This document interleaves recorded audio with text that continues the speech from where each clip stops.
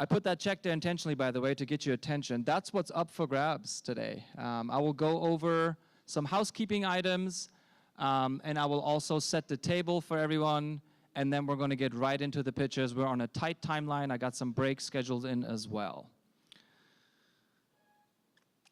Housekeeping item number 1, please put your phones on silent or do not disturb. The last thing an early stage entrepreneur in the middle of their pitch needs is a Knight Rider themed ringtone. So, cool. All right, first and foremost, I want to thank our sponsors because frankly, without their financial support, today would not be possible. Overall, we're giving away $300,000 this year across all of our pitch competitions. And a check is nice, but this is not just a sponsorship for an event. These sponsors have forked over cold hard cash as an investment into you, the entrepreneurial ecosystem here. So thank you to our sponsors. If I could get one round of applause to acknowledge them.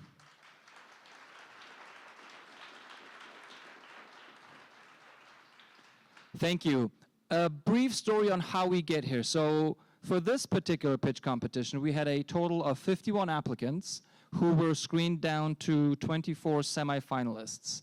We then put those 24 companies through a grueling in-person pitch competition, basically a mini pitch competition leading up to this.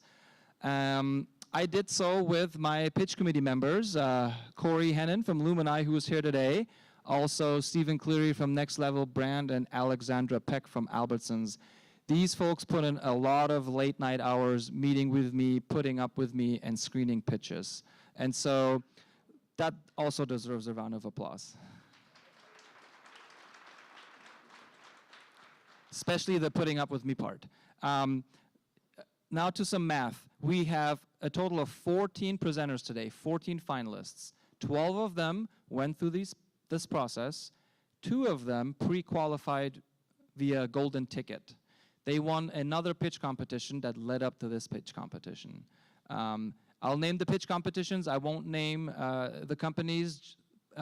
Basically, the first winner was from the Boise State Venture College's Idaho Entrepreneurial Challenge, and the second golden ticket holder was the winner of the Treefort Hackford competition.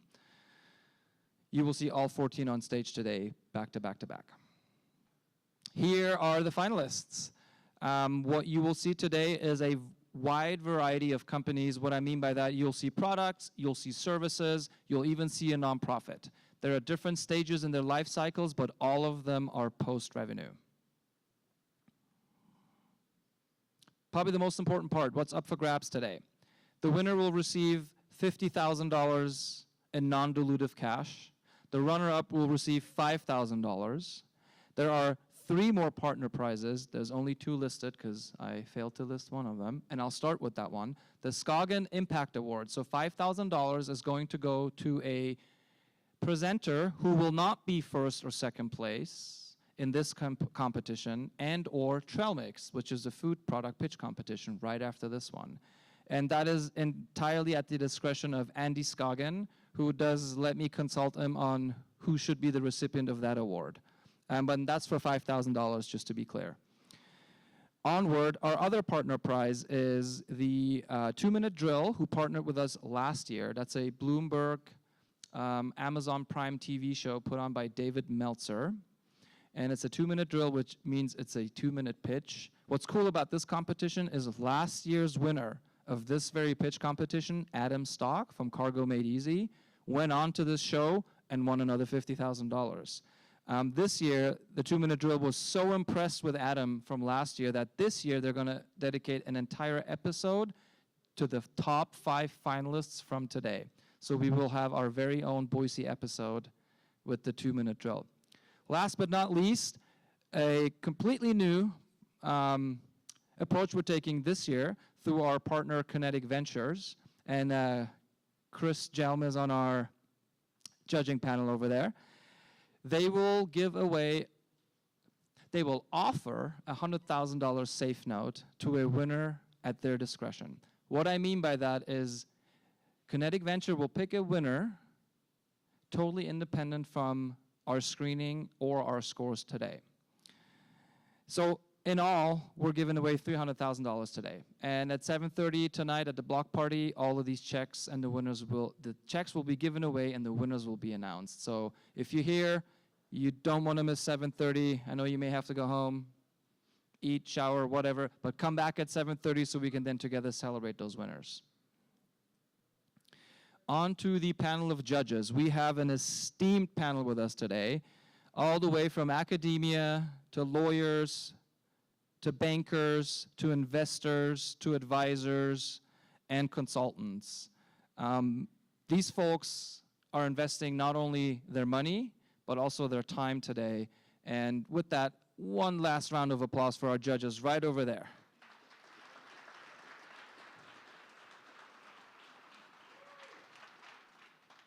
And while I'm on judges, is Dejan Nainov here by chance? All right, we're down to judge. That's all good. No worries. Just thought I asked. And with that, without further ado, our first presenter for today is Duane Mathis, CEO of Librarium Incorporated. What if I told you there was a better way to study? Welcome to Librarium, the world's first virtual reality study aid. You can study anything, from a new language to high school science, or prepare for a university entrance exam, medical school, or professional certification.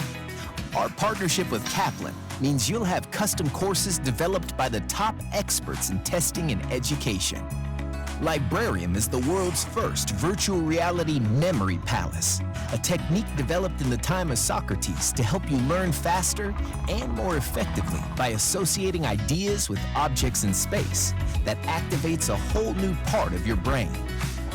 You could even create your own flashcards and share them with the community in our free mobile app. Librarium is full of mysteries, and there is always more to discover. Unlock the secrets of the library through your studies. Learn faster, more effectively, and ace your test. Download on MetaQuest 2 and start learning today.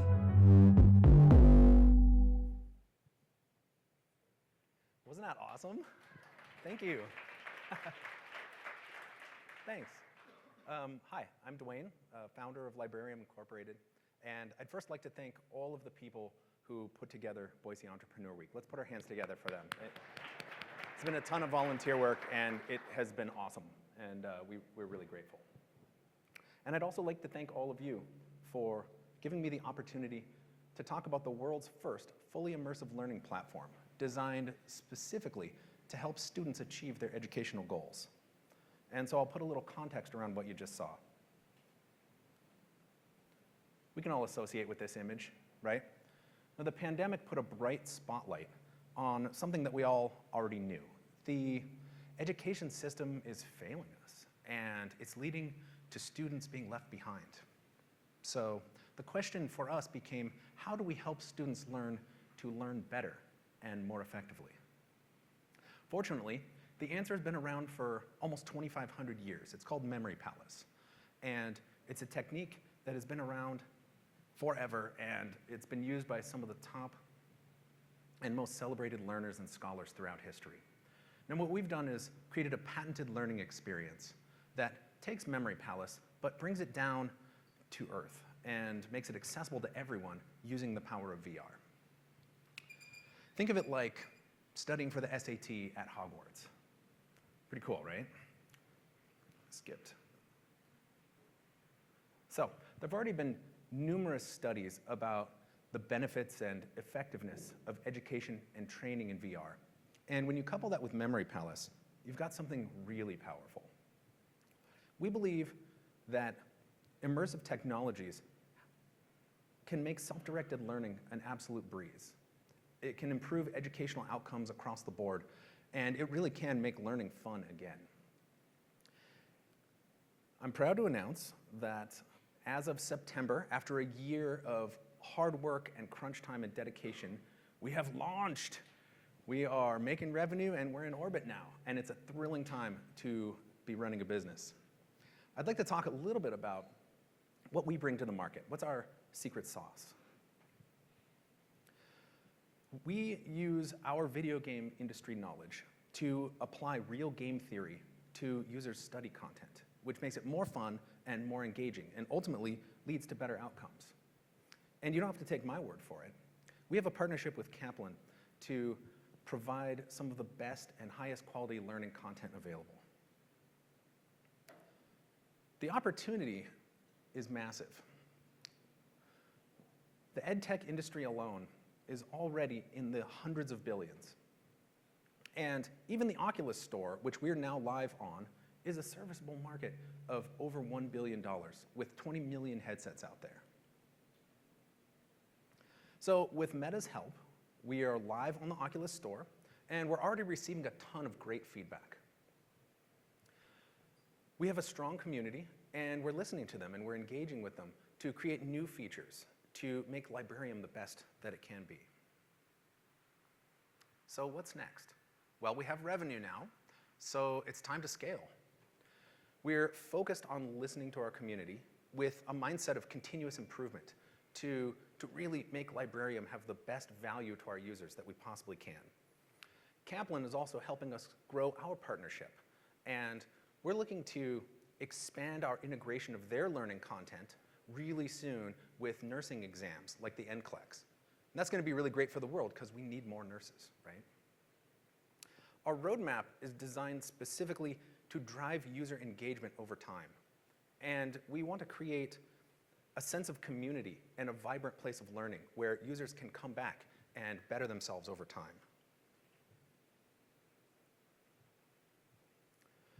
You can download Librarium on the Oculus Store today for $19.99. That gets you all of our Librarium branded study content, which is a ton. It's hundreds of different topics, and more is being added every day. You also get the community content, which is being developed by everybody that's using the platform, and that's massive as well. And you can also create your own content, flashcards and decks, and you can upload them to the community and share them. We also have branded partner content available as in-app purchases. And so that would be like Kaplan's complete MCAT study course that they made for us. But where I think our business model really shines is that we're a two-sided marketplace. We allow users to create content, to monetize it, and then to promote it using their own channels. And so we're giving users the opportunity to make revenue, and that broadens our reach as well. On the roadmap, we also have subscription content as well, which we really hope will drive up Librarium's value proposition. So we're right here at the beginning. We've just launched. We're about 30 days in, and we're in for an epic journey. I'm proud to announce that we've already sold 21,000 copies in domestic and international markets. We want to cast the widest net that we possibly can. And while we're live on the Meta Store, we have active deals for distribution with most of the world's top headset manufacturers. But it doesn't stop there. Soon you'll be able to benefit from Librarium's educational experience on your PC or phone or tablet. We have a powerful management team who have done amazing things.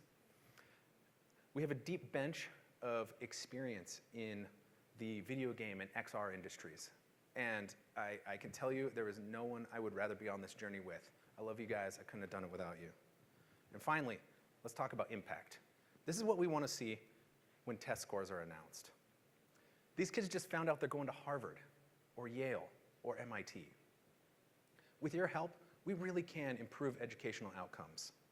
We can help students crush their exams, and together, we really can build the future of education right here in Boise, Idaho.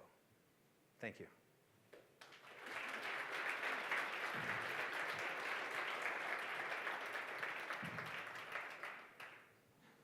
Fantastic. You came in at 7 minutes and 30 seconds. So judges, we have about 4.5 minutes for Q&A.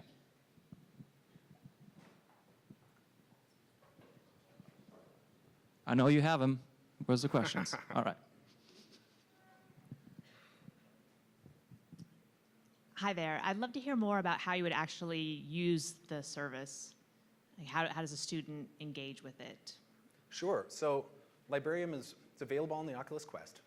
And so once you download the app and create an account, we take you through a learning experience that kind of teaches you how to use it. And then after that, we show you like a huge wall of community content. And it's all sorts of different topics. It's everything from like languages to, we had one community created thing about like Amazon AWS training. And there's just everything you can possibly imagine on there. And then, so you can engage with that content if you want. You can study from it. You can add it to your account. And you can also create your own. So we have a mobile app that you can, while you're studying, you can create your own flashcards and decks. And then if you choose to, you can share them with the community and kind of make the whole thing richer as well. And we have a pretty vibrant community in Discord. And so we've got community outreach happening, and we're talking to them, and we're listening, and we're kind of like actively developing the product based on user feedback. Oh, we both. I just want to know who's your who do you look at as your one or two most active competitors that you kind of say these guys could take us out, and what are you doing to make sure that you break through that noise and take a leading position? That's a really interesting question. There aren't that many competitors right now. The Oculus store is very curated. There's very little that's been like allowed to launch in that space. And in the education space, there's only 6 other apps available at all that have been released so far. So this is a real blue ocean market, and this is something that really gives us an edge, right? We want to plant a flag in immersive education and kind of like set the standard for what these things could be. Great job. Thank you. So, real basic question: Why VR? Why is it better than the other test prep and study groups and just hanging out with your friends at the library, that sort of thing? Yeah, totally. So, a couple of things there. So we people on my team used to run the Idaho Virtual Reality Council, and we're really plugged into this kind of immersive technology market. And I would give talks there, and I would talk to talk about the benefits of VR and education and all that. Like there are learning benefits for sure. We did a study with Kaplan that shows 30% greater effectiveness at long-term retention when using Librarium versus traditional study methods like flashcards. But also, I just feel that it's like the immersive technologies really are the future. If you look into the future 10 years, you can really see that like kids are going to be using these kind of technologies. I mean, they're growing up in a world where it's normal. For us as old guys, we don't. I dreamed of this when I was a kid, and now it's here and it's happening. And there's a lot of benefits there. And I would always get like these dads that would come up afterward and be like, "Hey, so I loved your talk. I want to buy VR. I want to get a headset. What educational stuff is out there for my kids?" And I'd have to tell them like, everything I just talked about is not actually real yet. And so I just saw a huge opportunity, and I thought, well, let's make it real. Let's be the ones to blaze the trail. Hi, I got 2 quick questions. One, I'm kind of 50, and every time I've tried VR, I've had motion sickness. And where's the technology there? And then also the second question is, who's your target market? Is it elementary schools, high schools, college? I saw MCATs, heard of MCATs and nursing, Yep. but I want to know who else are you targeting? So right now, I'll answer that one first. So right now, we launched with a total B2C focus. And so we're looking at consumers. And those are both students of high school, college level, but also parents of kids that are studying for the SAT and that kind of thing. You can imagine there's a huge market of like, Dad, if I get this, I can use VR and I can study, right? And people buy anything to help their kids do better in school. I know I will. So there's that. To your question about motion sickness.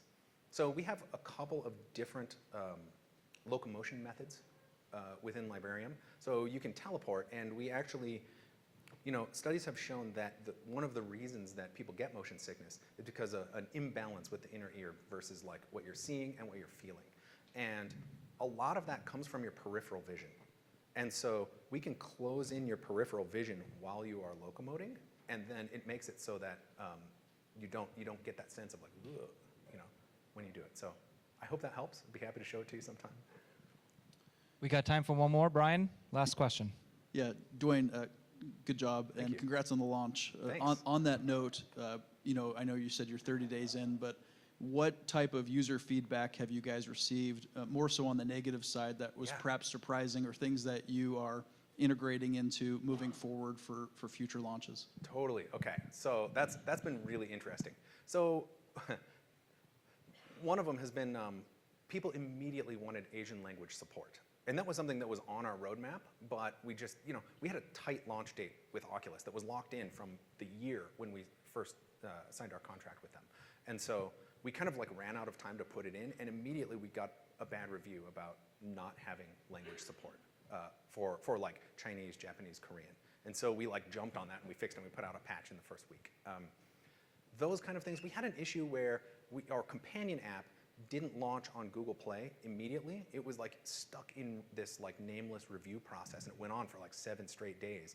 And people tried to download it and they couldn't, and then they sort of felt like it was like a cash grab because they saw our in-app purchases and they were like, but I can't create my own content, kind of a thing. So that has been rectified as fast as we could possibly do it. And then finally, like, we hired a professional voice actor from Hollywood who was amazing to do the voices of like our octopus librarian and that kind of thing. And when he voiced the octopus, he kind of did these like slurping sounds, like hello there, kind of a thing. And people did not like that. We got negative feedback immediately, and it was like, I hate the slurping, it's terrible, I want to kill myself. And I was like, what? That's insane. And it turns out we learned that there's a thing called misophonia, which is it's a thing where sounds like slurping or something like that can like really trigger people. And I'd never heard of it before. So we immediately took that out, and we stopped getting bad reviews so far. So we've had all positive reviews since then. So fingers crossed that continues. Wonderful. Onward to our next presenter, Sunday Paul Adah, CEO at Pay For Me app.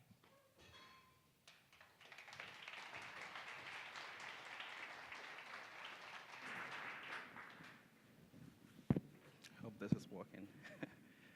It's a great opportunity to be here. I'm grateful to be here to talk about Pay For Me app.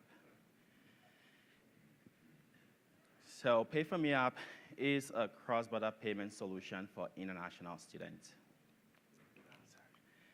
Every year, over 1 million international students struggle to pay about $40,000 to US colleges because of inefficient payment infrastructures in their home countries. So, a little bit about me. I'm from Nigeria, and 8 years ago, I got the opportunity to come study abroad at BYU, Idaho.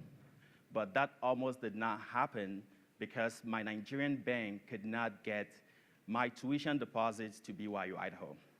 So, a lot of us here might know this image, right? This is Mario.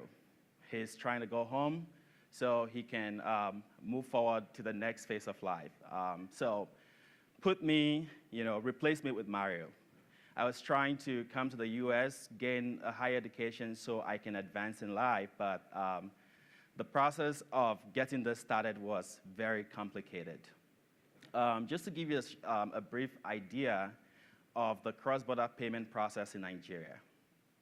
I have to take a bunch of Naira and go to a money exchange, buy a bunch of USD, and then take this money back to my bank, open a US bank account, then I can now initiate this transfer.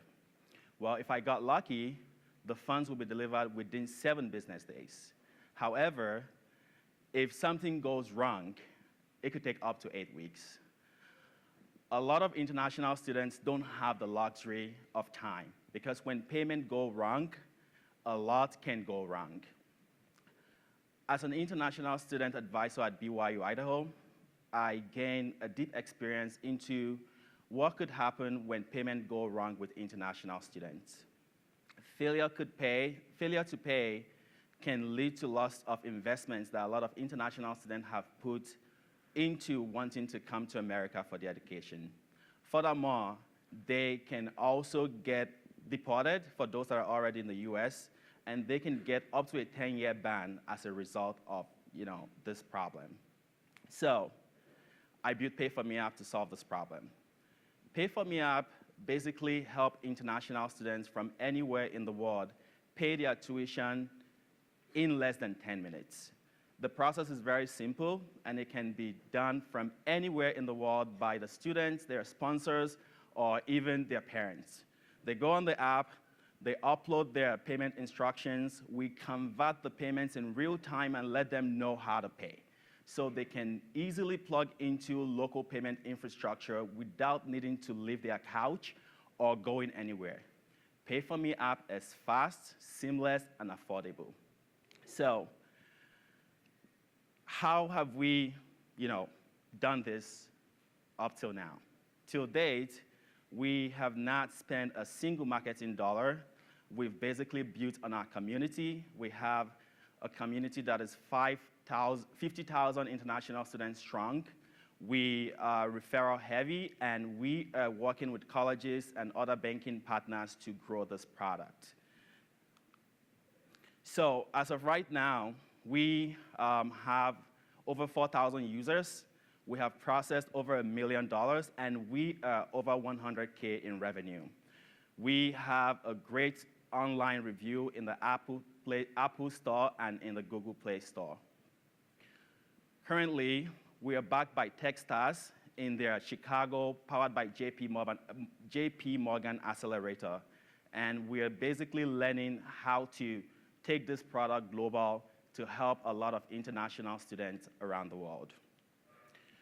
Pay For Me app is different from your average money transfer or remittance company because we are a $40 billion niche.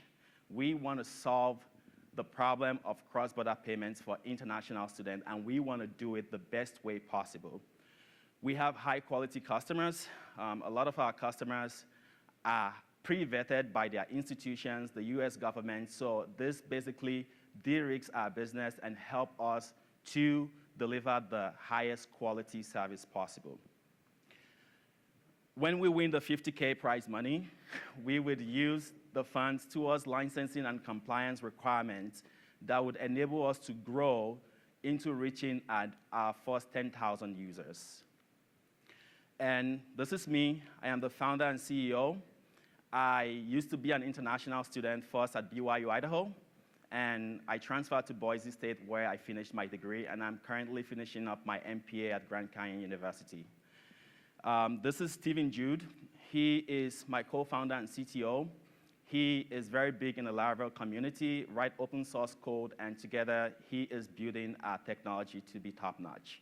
And we have Moshood, who is a co-founder and COO. He is an immigrant as well and has had to deal with this problem. So together, we have experienced this problem, and we're solving it for ourselves and for those that are going to come after us. You need to choose Pay For Me app as the winner of the $50K prize because we want to do for cross-border payments what Cash App, Zelle, Venmo has done for domestic transfers. Thank you.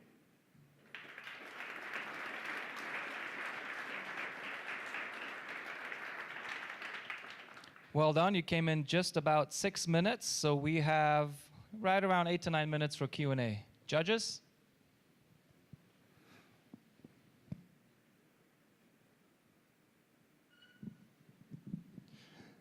Great job. So how do you make money? So we are a transactional-based business. We take a percentage of the total transaction amount. So right now we have a floor and we have a ceiling. We can take anywhere from 3 to 10% depending on the speed and the requirements. We also offer add-ons. Sometimes our customers want certain payments to get there faster than we would regularly offer, so we charge for those extra for those type of transfers. Thank you.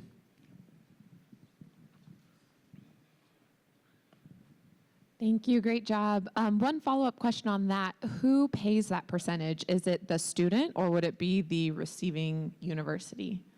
Right now, the student or the sender covers the price, but we are getting to the point where we want to build a platform to be a two-sided business where we could potentially get revenue from the universities as well.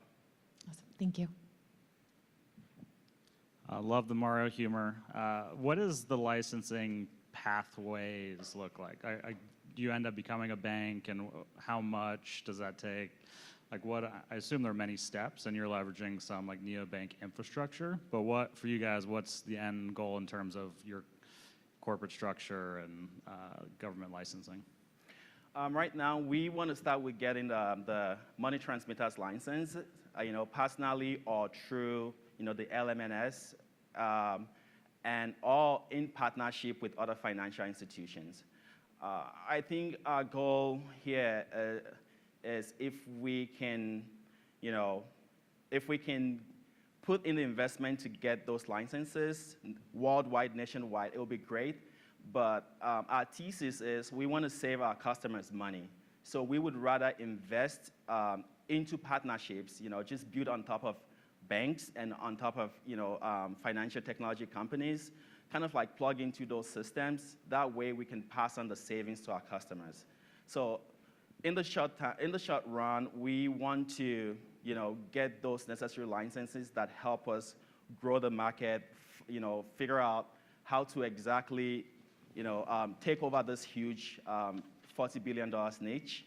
However, the ultimate goal is to be able to save our customers money. So on the back end of your process, walk us through what you do to avoid this problem that just an individual would run into doing it on their own. Sorry, could you repeat that? Sorry, yeah. So in your back end process, walk us through what you've done to eliminate the problem of the transition between banks that just an individual would run into going on their own. Okay.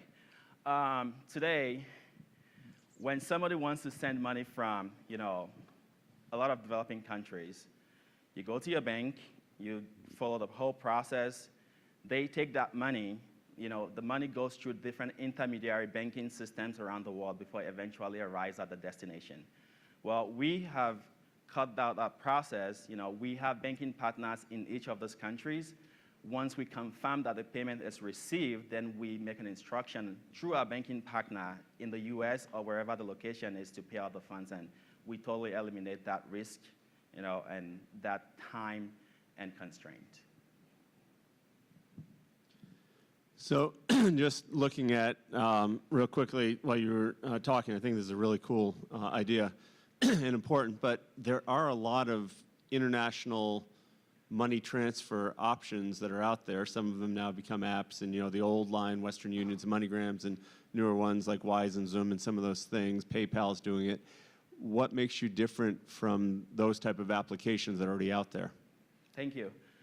MoneyGram and Western Union is what you use to send child support to your exes. We are not doing that, right?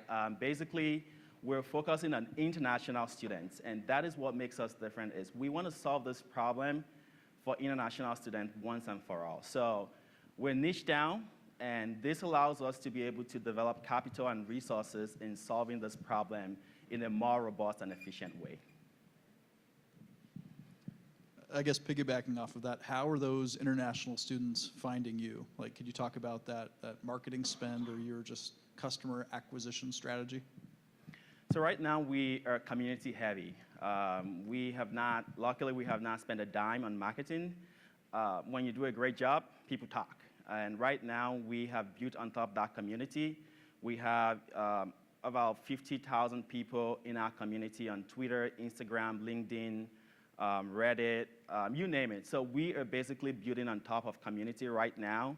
And we have a great referral program. Right now on the app, when you refer a customer and they use our service, you get $5 to either cash to your bank account or use towards your next transaction. And that has worked well for us.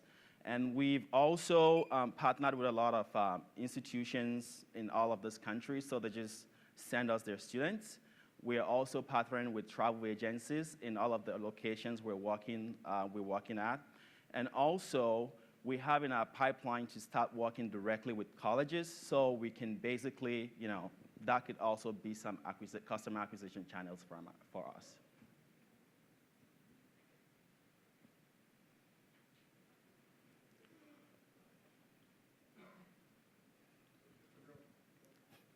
quick follow-up question. You said that your revenue model is anywhere from 3 to 10%. Correct. And in your original example, it was paying $40,000 in tuition. So at the lower end of the scale, is a student really spending $1,200 to send their tuition check? So we have a ceiling. So we have a floor and we have a ceiling. For certain types of transactions, like tuition, where it's a big ticket transaction, we usually save the student a lot of money. So on average, a student will not spend over more than $100 in transfer fees. But what this gives them is the peace of mind. Like in my case, when I sent my payment to BYU Idaho, even though it did not arrive on time, when it arrived, it did not even arrive intact, right? The money, I was supposed to pay $4K for my deposit. When it came, I think it came out like $3,800. I had to call friends in the US and say, hey, I'm about to lose my visa to come to the US for school because my tuition deposit did not arrive intact. Can you help me, pay this balance till when I come, I'll take care of the rest. So not only are we fast, we offer them peace of mind, and we also guarantee that their payments is gonna get there faster and intact.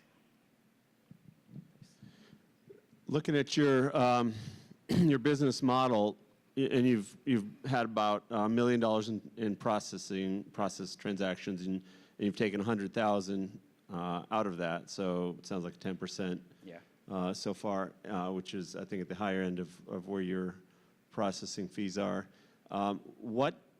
Looking out over the next year, 2, 3, what does it take you, taking into account all the app development cost and the regulatory costs and the people costs and software, et cetera, what do you have to do annually to, let's just say, to break even and to be able to grow in terms of revenue?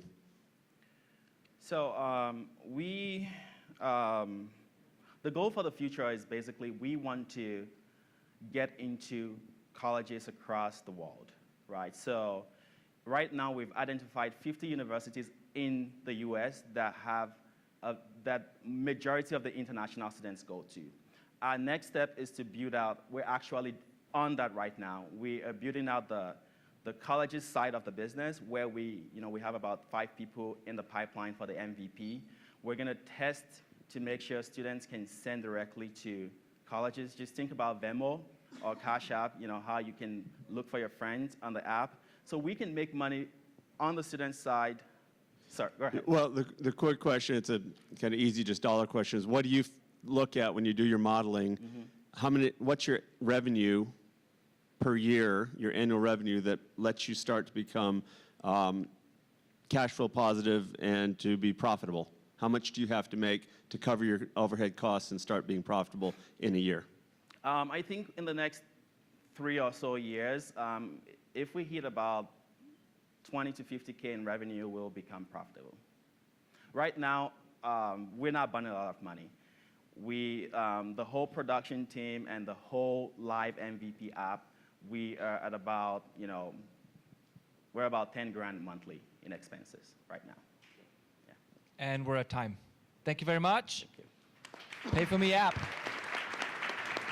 Erica Marshall, the Executive Director at the Idaho Justice Project.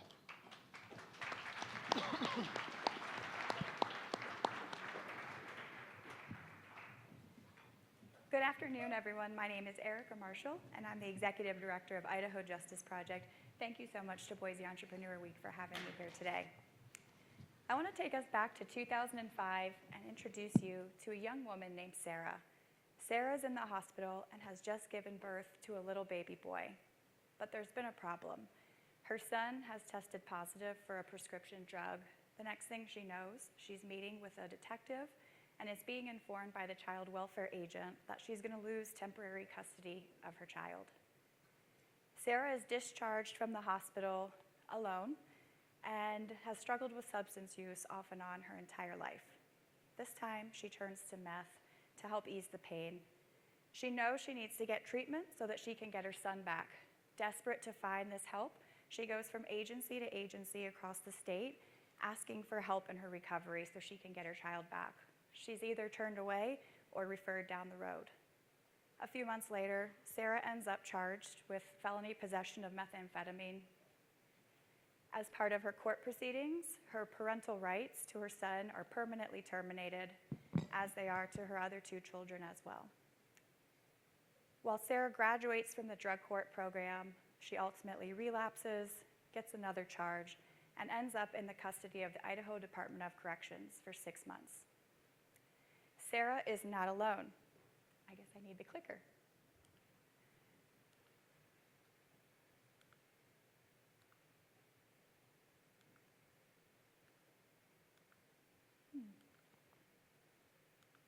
Sorry about that. Idaho has the highest rate of incarceration for women in the country. Our rate is more than double the national average.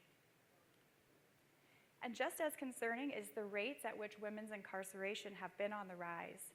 From 2016 to 2018, the rate of incarceration for women in Idaho went up 23% in just 1 year. And nationally, while we've been moving towards decarceration, it turns out that men have been the primary beneficiaries of these policy changes. In fact, over a 10-year period from 2008 to 2018, while the number of men in jail across the country went down by 9%, in that same 10-year period, the number of women in jail increased by double digits. So why are women in prison in Idaho? Well, hint, it's not because we're committing more crime. In 2020, the same year that we topped these charts, Idaho had the 3rd lowest crime rate in the nation. It has a lot to do with how Idaho handles substance use disorder and the intersection of the criminal justice system. 83% of the women in prison in 2020 were there for nonviolent offenses.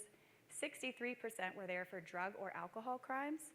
We know from a 2004 report from Adah that 81% are mothers with an average of 2.1 children per woman in prison.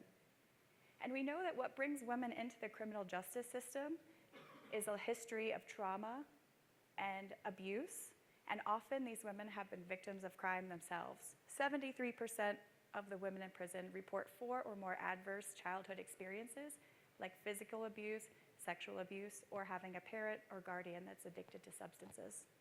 We also know that women of color are disproportionately represented. The costs of women's incarceration in Idaho are staggering. We're talking about an average of $27,000 per person to incarcerate them. And when you add in the lost earning potential that woman would have had at the median income rate for a woman in Idaho at $38K, we're talking about $65K per year, with a total annual cost of $71.6 million across the state to incarcerate those roughly 1,100 women that are in prison at any time in our state. And if anything, I think the indirect costs of women's incarceration are even more concerning. Look at all those children who are the child of a single mom. Those kids are ending up either in the care of loved ones or in the foster care system. Our foster care system here in the state has been over capacity for many years, and we've had to put children up in Airbnbs and hotel rooms because we don't have adequate source of foster parents.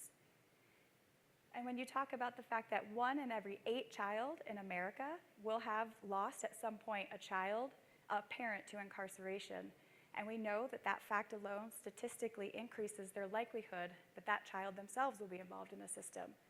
We talk about that generational cycle of involvement in the justice system. Women coming out of prison will also struggle with that permanent mark on their record as being a felon to find adequate housing and adequate jobs.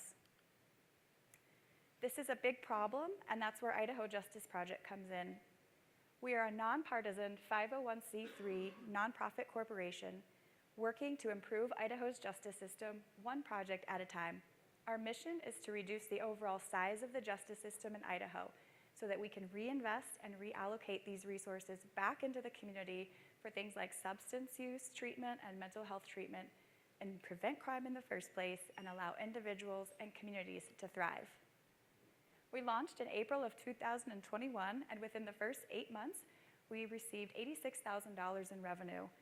For this year, we've tripled that revenue and are projected to bring in $240,000 by the end of our fiscal year.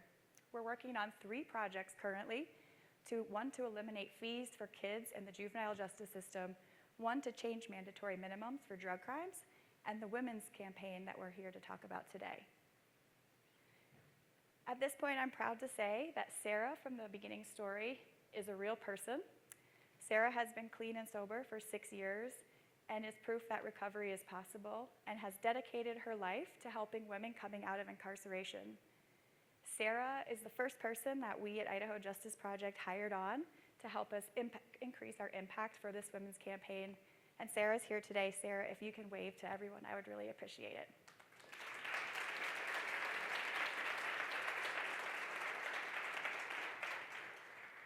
I myself bring 10 years of experience in the nonprofit sector to this launch. I'm an attorney by trade, and I have 10 years experience in exclusively working on criminal justice policy at the state and federal level. Before moving to Idaho, I led a team of 5 that was successful in passing 11 criminal justice reform bills in just 1 legislative session. And I'm proud to say I haven't done this work alone in any capacity. I have the support of a tremendous board of directors that's made up of both defense attorneys, reentry providers, as well as advocacy professionals and communications experts. Our goal for the Women's Campaign is to reduce the number of women in prison in Idaho down to the national average by 2025. We do that with our go-to-market strategy that we use for all of our projects following this rubric, starting with reports and research, educating the public about the need for a different approach, coalition building with other nonprofit organizations and businesses who are passionate about change, as well as working directly with people who are directly impacted by the justice system to grow the power of our movement, ultimately asking legislators and lawmakers to implement policies across the state that will pursue recovery and treatment over incarceration. When we are successful in 2025, there will be, on average at any given time, 617 fewer women in prison at any given moment. We will save the state $40.1 million annually, and we will keep families united. Our TAM is the 8,100 people in prison at any given time. Our SAM is the 1,100 women in prison. And our SOM is the 690 people who have those drug or alcohol-related offenses. At this point, it's clear, being a nonprofit, that the people that are deriving value from our work are not necessarily the people that are providing that revenue. Our business model is a mix of individual donors, with those being the majority of our contributions, as well as national foundations, with the potential for growth to expand into the local foundation market, as well as into corporate philanthropy. I'm here to advocate for Idaho Justice Project to be chosen for the recipient of the $50,000, because with that infusion, we will be able to bring on a full-time leader for the Women's Campaign. Sarah's amazing, but also already runs a recovery center, a transitional living home for women coming out of prison. And so we need to be able to scale up to meet our demand. And we are here today at the top of a chart we don't want to be at with a $50,000 infusion. By 2025, we can be down at that national average. Thank you so much, and I'm happy to take questions.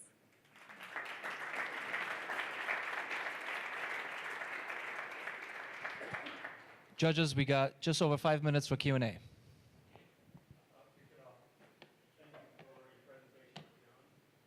Thank you for your presentation. And if you boil down that goal, and you kind of said we're looking for policy, et cetera, what are the ones that you're looking at now that if you could just take this and your other contributed income, et cetera, and say we got to get this one thing or these 2 things changed by next year, what would they be if you really got focused? Yeah, so these are some of the policies that we really are advocating for. The bulk of the women in prison at any time are there for possession, simple possession charges. And so states like Utah have had success in lowering their incarceration rates by simply altering the sentencing structure for simple possession charges. Those are really those those users who have struggled with addiction and who are otherwise not really a threat to our communities in any capacity. The other things we're advocating for is an increase in funding for mental health care and substance use treatment in the community. A lot of people, especially low-income people, really have very few options right now. Recovery beds are very expensive, rehab facilities are very expensive and not covered by Medicaid for the most part. And so those expanded options are really important. And we're also hoping to increase some diversion opportunities so that a lot of the women who are getting charged are not ultimately ending up in prison, but rather can be diverted to those treatment options. Good job, Erica, on the presentation. And what a crazy stat, Idaho being the leader. I have a question on the mission statement. Can you define, I had written down, reduce the size of the criminal justice system? Like, what does that like tangibly look like, and what does that mean? Reducing the size of the justice system for us means fewer people in prison, on probation, or parole at any given time. Idaho is consistently in the top 10 of both male and female incarceration. We're obviously a leader in female incarceration. And so those filling prison beds is very expensive. And so if we had fewer people in prison at any given time, we would have more resources to allocate towards treatment so that we could ultimately empower people to be the best people they can be, make our communities safer because you're not having that demand for substances in the communities at all, while ultimately keeping those families together and saving us all a lot of money as well.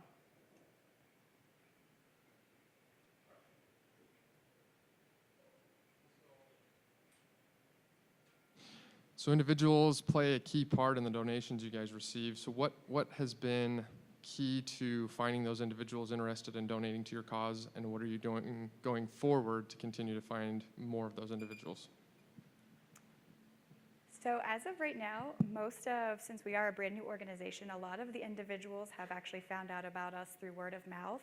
We just recently added on our board a communications professional who is helping us scale up our communications efforts to get more reach into the community so that we can make sure we're keeping that revenue cycle strong and diversified. And so a lot of the individuals are people that, for example, are kind of really passionate about changing Idaho's justice system. A lot of them have loved ones that are impacted by Idaho's justice system and incarcerated. And it's really those families that, as of right now, have really been driving that revenue stream. So, reduce 617 women in prison. Is it based on their sentences, or how do you go about that number and selecting who would be those 617 women when there's so many who are? How's that process? What's that look like? Yeah, I mean, I think that would ultimately come down to, it's such a case-by-case basis that I can't stand here and tell you, this would not be a decision that would even be up to me. It would be up to the judges that are, Idaho judges go through an extensive vetting process. I think that we can trust judges to know who needs to be removed from the community for a short period of time versus sent back into the community for those treatment options. And so it's really changing the laws, I think, so that we can empower those judges to have those decisions and to have broader access to those resources.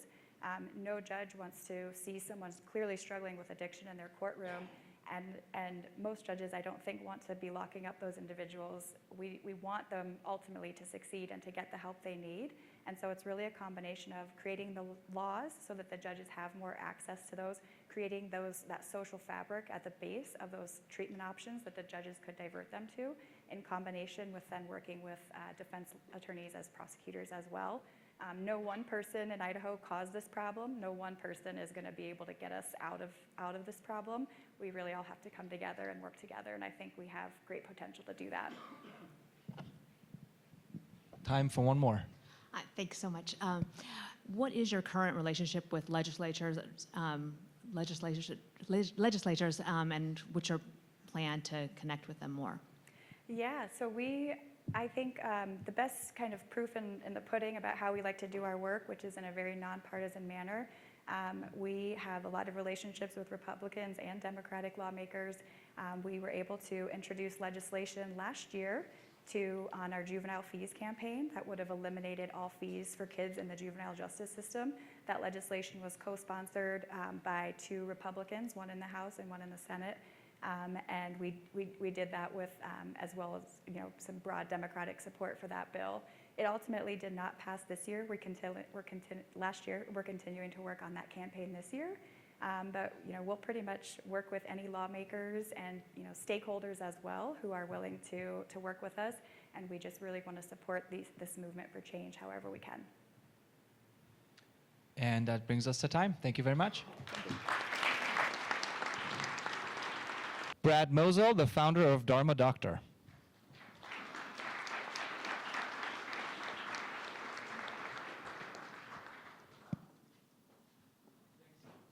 Thanks, Tim, and thanks everybody for being here. My name is Brad Moselle, and I'm here to talk about how we're building Boise's next flagship company. But before we get to that, I first would like everybody here just to take a second and remember the last time you or somebody you loved was really afraid, right? Anxiety, stress. Maybe it's a global pandemic that's threatening, the structure of society. Maybe you're about to pitch at Boise Entrepreneur Week. Maybe you heard somebody slurping like an octopus. I don't know what it is, but take a second to reflect on that.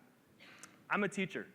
More specifically, I teach at-risk student populations that have dropped out of high school to get them back on track, and pregnant and parenting teens. And fear is what I deal with every single day, right? A myriad of circumstances. The circumstances are always different, but what's interesting about fear is that the cause is always the same. See, fear as we experience it is caused by this little part of your brain called the amygdala. Oftentimes we refer to it as the fight or flight reflex, right? And when that amygdala is engaged, it circumnavigates your prefrontal cortex and it redirects all of your mental capacity into your emotional brain, right? This creates our patterns of stress. It creates our cyclical patterns of behavior, right? And when we're stuck in that space, we can't see beyond the tunnel vision of the fear, okay? When we talk about anxiety, we have a big problem today. By the time a student reaches the age of 18, more than 1/3 of the student population is going to have a clinical general anxiety diagnosis, right? This was pre-COVID. Even more exciting, or more drastic, is that of the adult population, that's close to 20%, right? When we think post-COVID, an interesting statistic that came out from Harvard was that 80% of those with a mental health diagnosis as an adult received one as a kid. Think about that for just a second. What we experience as mental illness, a lot of what we were talking about in the previous share, is actually adolescent in mental illness. It's an extenuation of a circumstance. And with things like COVID that are shaking the foundations, everybody is dealing with this. Now, in 1987, Francine Shapiro was a doctor working with veterans with PTSD, and she made this breakthrough. What she discovered was that if we can bring about these feelings of anxiety, these traumatic memories, right, and we can manually stimulate the left and right sides of the body, we can disengage that amygdala and re-engage the prefrontal cortex. Using this knowledge, she created what's called EMDR therapy, eye movement desensitization and reprocessing. Today, it's one of 2 therapies endorsed by the World Health Organization, and it's the fastest growing modality of therapy in the US. The basic premise is this, that if we can manually stimulate the left and right hemispheres of the brain, we can't process these 2 things at the same time. And instead, we have the ability to create new pathways and new experiences of stressful stimuli. Today, I'm incredibly, and you don't have to take my word for it. The New York Times just did a big article a couple weeks ago on EMDR. So I stole this video from them, so nobody turned me in for that. But this was, this is about as mainstream as it gets today. But today it's my pleasure to introduce TABS, the world's most accessible, intuitive, and affordable bilateral stimulation device. TABS put the power of bilateral stimulation in your pocket so that anybody, anywhere, can reduce stress and anxiety in under 30 seconds. You simply take them out of the case like this, and live demos in front of an audience is always great, and turn them on, and they provide alternating bilateral stimulation, right? In addition to the tabs, these are Bluetooth enabled. So tabs work with our app, allowing for personalization of the bilateral stimulation and customized control. They also integrate with telehealth so that EMDR therapists can use them remotely with clients across the globe. And lastly, we're creating our own content to supplement the bilateral stimulation and hopefully a digital therapeutic that could supplement traditional modalities of therapy. Our business model is a hardware-enabled SaaS model. So although we have a hardware component, that hardware is layered with different opportunities and different subscription models on top. Our recurring revenue, or our gross margin on the hardware itself is about 80%. Our retail price is $149. And we're producing wellness content for $6.99 a month. The telehealth is an add-on for telehealth services, so it's $29.99 a month. And then we're building a digital therapeutic, which is our premium content. The mental health space is growing quickly, and there are a lot of competitors, but we like to think about it in sort of these 4 quadrants, right? In the lower left, we have pre-existing bilateral stimulators that therapists are using. The one on the left is the most common. It looks like a Game Boy from the 80s with these 2 wires. On the right, we have the creation of these new wellness hardware products like Sensate, or you may have heard of Apollo Neuro, also working to help calm anxiety. On the top right, we have probably the most common companies everybody knows is Calm and Headspace, these meditation apps that enable or teach meditation practices. And then on the left, we have this new class of what's called digital therapeutics, which is when you can take an app and you can go through an FDA trial, you can actually get it approved so that it can be prescribed by a therapist as a supplement of therapy. Now, Dharma Doctor is the first company to sort of intersect all of these areas. This is important because on the right, we have the accessibility piece, where a wellness solution can be mass marketed so that anybody anywhere can use it anytime. And on the right, we have higher levels of care. Dharma Doctor creates pathways to these higher tiers of care, making it accessible and making it easier to get the help you need at whatever stage along the journey you're at. Go, almost there. The mental health app market today is about $5 billion and is expected to exceed $17 billion by 2027. But the behavioral therapy market is at $95 billion and it's expected to exceed $145 billion by 2027. So we put our total addressable market at around $20 billion because of the crossover into these 2 spaces. Oh, the journey. Dharma Doctor started as an idea at Trailhead with TM about a year ago, a little over a year ago. And we've made great strides in bringing this product and bringing it to reality in that time.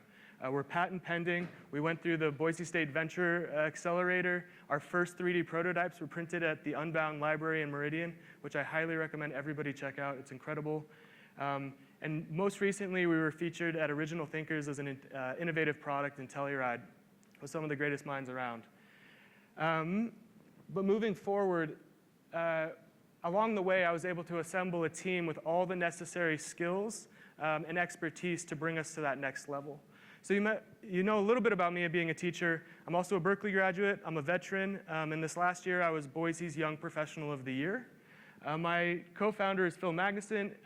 He was a former VP of software for Cradlepoint. He also did project management for HP.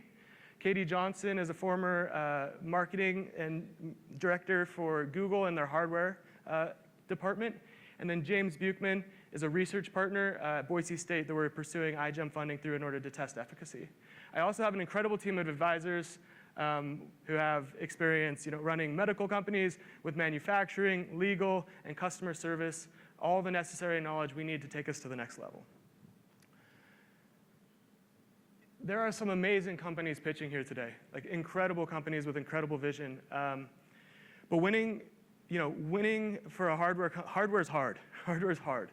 And bringing a hardware product to life, winning this competition for us means that we get to purchase our first 1,000 pairs of tabs, right? That means that we get to work through all our manufacturing kinks with our manufacturing partner already secured. It means we get to test efficacy with the iGEM program in Boise State so that we have our first validation proof. And it also means we get to prove product market fit and get these in the hands of customers. Not only that, but that's 1,000 people in the Boise community, 1,000 therapists, 1,000 patients, 1,000 students, 1,000 of our children, right, that now have a solution to anxiety at their fingertips and will get to go with us on this journey as we build this new ecosystem. I just want to close with this. I strongly believe that if a problem is significant enough, we have to pursue solutions no matter what the risk. For those of us on the front lines, and I think for everybody, there is absolutely no problem more significant than the mental health of future generations. If you'd like to learn more about Dharma Doctor, you can scan the QR code. It'll take you to the website for contact info. But thank you all so much for the opportunity to be here today.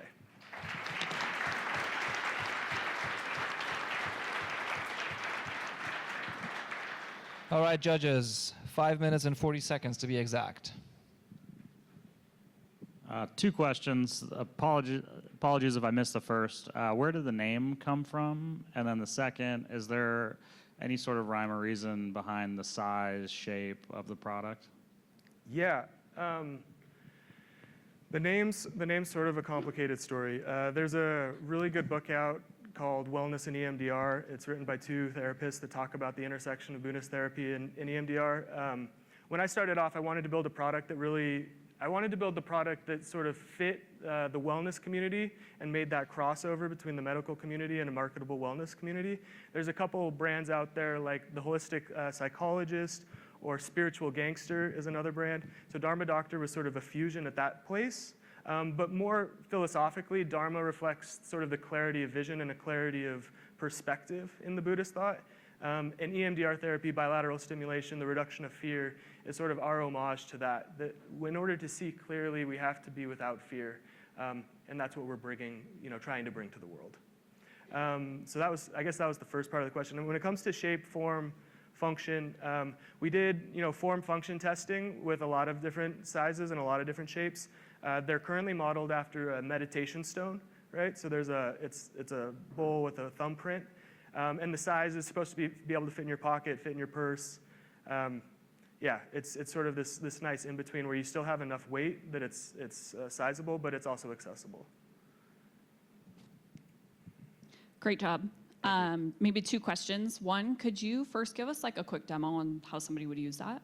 And then the second one, you kind of touched on this, but mental health is a very high demand area these days. And with all of the competition in the market, what are you guys doing to kind of break into that market and become known, marketing strategy essentially? So first with the demo, literally you just turn them on and you hold them in your hands like this. When I was sitting in the back over here waiting to come on, I was holding them, just to stay grounded and passing them to my friends, other entrepreneurs who are about to be pitching so that we could, get grounded and get ready for this. And it's just that simple.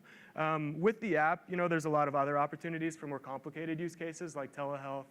So your therapist can control them remotely, or they could be paired with a guided meditation. So we can change the intensity and change the speed of vibration. To really kind of create a full experiential space. But yeah, it's that easy. The bilateral stimulation is you just pick it up and go. And honestly, that's the secret sauce, right? Is the simplicity and the access. When you're feeling afraid, what you need is something that you can just grab, right? Like I have Headspace on my phone and I still can't find the time to go take the six minutes to listen to the video and do a full breathing exercise when I really need it. And I need something in my pocket that I can just go with. So first, that's that. Yeah, well, they're a little bit finicky, but you can definitely play with them. Live demos again. The other sort of piece when we talk about defense, I guess there's this brand. Our first strategy is being a brand and a thought leader in the mental health space. So we are partnering with leaders, right, who are already sort of in the social media category, right? Lauren Lee, Britt Barron, Tom Voss, all are leaders in the mental health community. Tom Voss is a former Marine sniper turned yoga nidra monk teacher. Britt Barron has a following out of LA. Lauren Lee is actually local. She's a meditation coach here in town.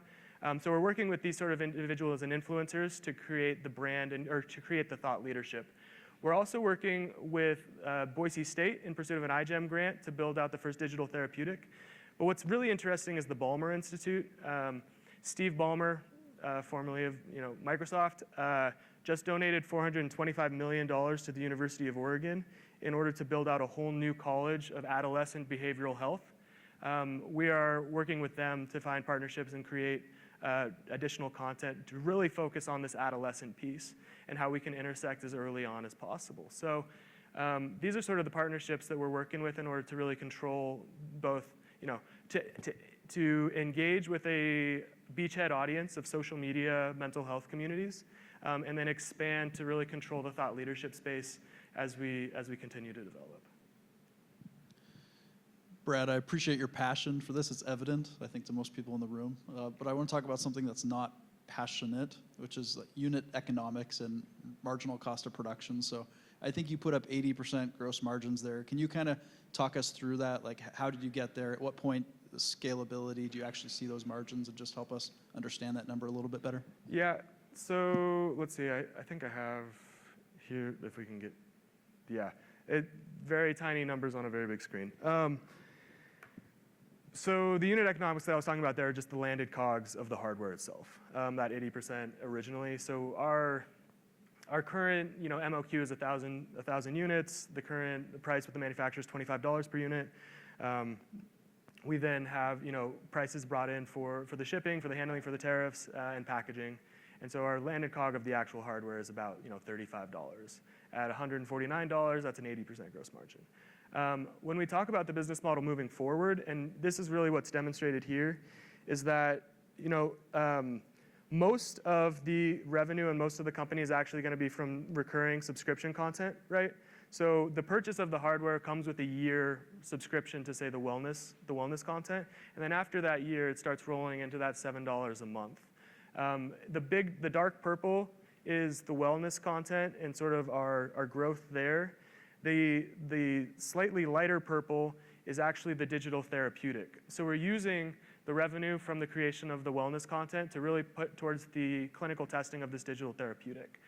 The goal being to build a premium price model that could be prescribed by, say, a pediatrician and achieve or be backed by insurance, right? So the number of users for that same revenue, say in 2026, is substantially smaller that are actually using that, but the gross margin is substantially higher because it's still just that one-time purchase of the hardware and a much higher subscription content, right? So that's the economics of where we're growing and how we're trying to get there, and sort of the high-level overview. Additionally, with a digital therapeutic, we only have to develop that content. I mean, we build out that content and test it, and then it's kind of locked, right? It's not like you have to have recurring content. The FDA approval creates a pretty high barrier to entry. So, our goal is to really kind of corner that EMDR digital therapeutic as one of our premium and flagship products while we continue to build out wellness content on the other side. Time for one more. Jeff Hune is burning for a question. Jeff. I'm actually burning to go to the restroom. So does it matter where you're getting that sensation? Does it have to be in the hands, or can it be in the ears? So in other words, could Apple just do the same thing with the AirPods and their own app with their installed customer base? Yeah, so the answer to that question is that bilateral stimulation is as old as walking, right? It can happen either visually, right, through the old light bars like we showed, tactilely or auditorily. And TikTok right now, I don't know if anybody follows mental health TikToks as avidly as I do, but they've got binaural beats, which are sounds that go back and forth, and that's one of the things that's trending, right? So there are other applications and other ways to embody bilateral stimulation. We're also engaged in the creation of that material, right? One of the touch points of the tabs is that it's something, it's in the physical world.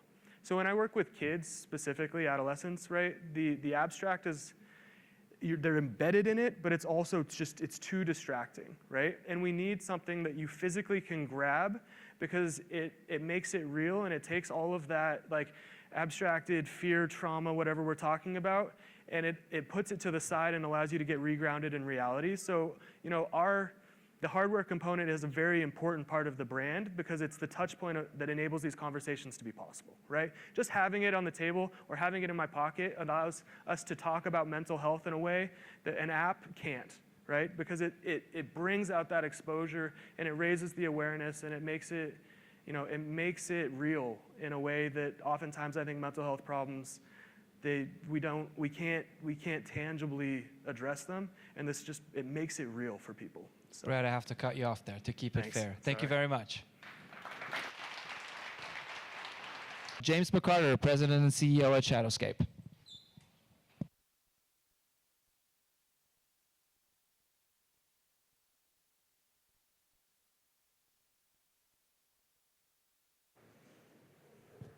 Test, test, test. I need some Dharma doctor right now. I'll be your first customer when I get off stage, Brad. All right, thank you. My name is James McCarter. I'm the founder and CEO of Shadowscape. We are an intelligence-driven cybersecurity training and analytics company. Now, I'd like to start with kind of a bold statement. There is no secure. There's only risk. And most of us can probably agree that we have very little idea as to whether or not our existing security is actually reducing our risks. How many of us have gone out, bought some kind of security solution, and said, I hope this is enough, right? We're aiming to take hope out of the security planning process. All right, so it might come as a shocker, but cybersecurity breaches keep happening all the time, 20 years, right, of sounding the alarm, and cyber breaches keep happening, right? Companies are having an incredibly hard time keeping up, both in workload and in rising costs. Additionally, most IT security leaders don't actually know whether or not their cybersecurity tools are actually working or reducing their risks despite an average $18.4 million annual spend. With all of this spending billions every year, trillions in cybercrime damages, we still are behind the curve. Maybe it's not a money problem. Maybe it's a tactics problem. And that's what we're bringing to the space. Now, when I was working as the director of threat intelligence at an international managed security service provider, one of our largest clients came to me and said, how do I know your security is actually doing what you say it's doing? And I kind of said, you don't. And that's a problem, right? We ought to be able to measure and see exactly how much risk our security solutions are reducing to our environment. Now, I was uniquely poised to take advantage of solving this challenge. See, I spent the majority of my career in intelligence-driven operations or analysis in one form or another. And in doing so, I was teaching in NATO Special Forces how to curb the IED threat. And what we realized is that instead of focusing on single source data points, when we start aggregating intelligence and build profiles based on human characteristics, behaviors, assessing the motive and opportunity of the adversaries, we dramatically brought the IED threats down. I thought, wouldn't it be great if we applied the same type of analysis, the same type of formula, and made it available to cyber practitioners to be able to clearly articulate where our risks are and how to effectively reduce them? So we built it, right? ThreatSphere. We are operationalizing cyber intelligence analysis. And when I say analysis, I don't mean what a lot of the industry calls intelligence, which is glorified data. I mean hardline intelligence analysis. We do this by first enumerating what the environment looks like to the overall overarching security plan, right? And once we've done that, we assess value. We quantify that value in real dollars. And in doing so, when we've assessed different cyber impact scenarios in those real dollars, once we start to assess likelihood by assessing every way that an adversary could attack your network, we get to likelihood. This allows us to provide true cyber risk in real dollars to see where our risk is today. Say we have $1 million event, and with your current security solutions, your likelihoods, we bring it down to $750,000. It becomes very easy for us to enumerate where those gaps in your network are. What security controls will reduce that risk in real dollars? So if I say, if you do X, Y, and Z, it'll take your $750,000 in cyber risk, bring it down to $500,000. We just mitigated $250,000 in risk, and it cost you $10,000. There's a clear return on investment. Security no longer is this insurance type investment, but rather we can show the real value that your security program is providing your organization. So as we enumerate your network, we look at every available attack path, and we determine the most likely avenue of approach for cyber adversaries. We're able to know exactly what security measures will be the most impactful at lowering your overall risk. And this provides a clear return on investment for everything your security program is doing for you, and which controls just aren't really that effective. By 2023, 30% of chief information security officers, their effectiveness will be judged on how they can bring value to the organization rather than to be a liability. With ThreatSphere, they can do exactly that. The market opportunity, as of this year, security will outspend IT, meaning we're spending more to secure our networks than we are to actually implement our networks, with a total adjustable market of $260 billion. Double-digit growth, we're expected to reach $450 billion by 2025. That's not that far away. If we focus on cyber planning alone, we're looking at a serviceable available market of $15 billion. And then if we focus on the Northwest, medium-level businesses, we have a serviceable obtainable market of roughly $150 million per year. So our revenue model, currently we are offering ThreatSphere as a service, meaning we're doing the analysis on the behalf of our existing customers. That effectively allows us to beta test our own platform.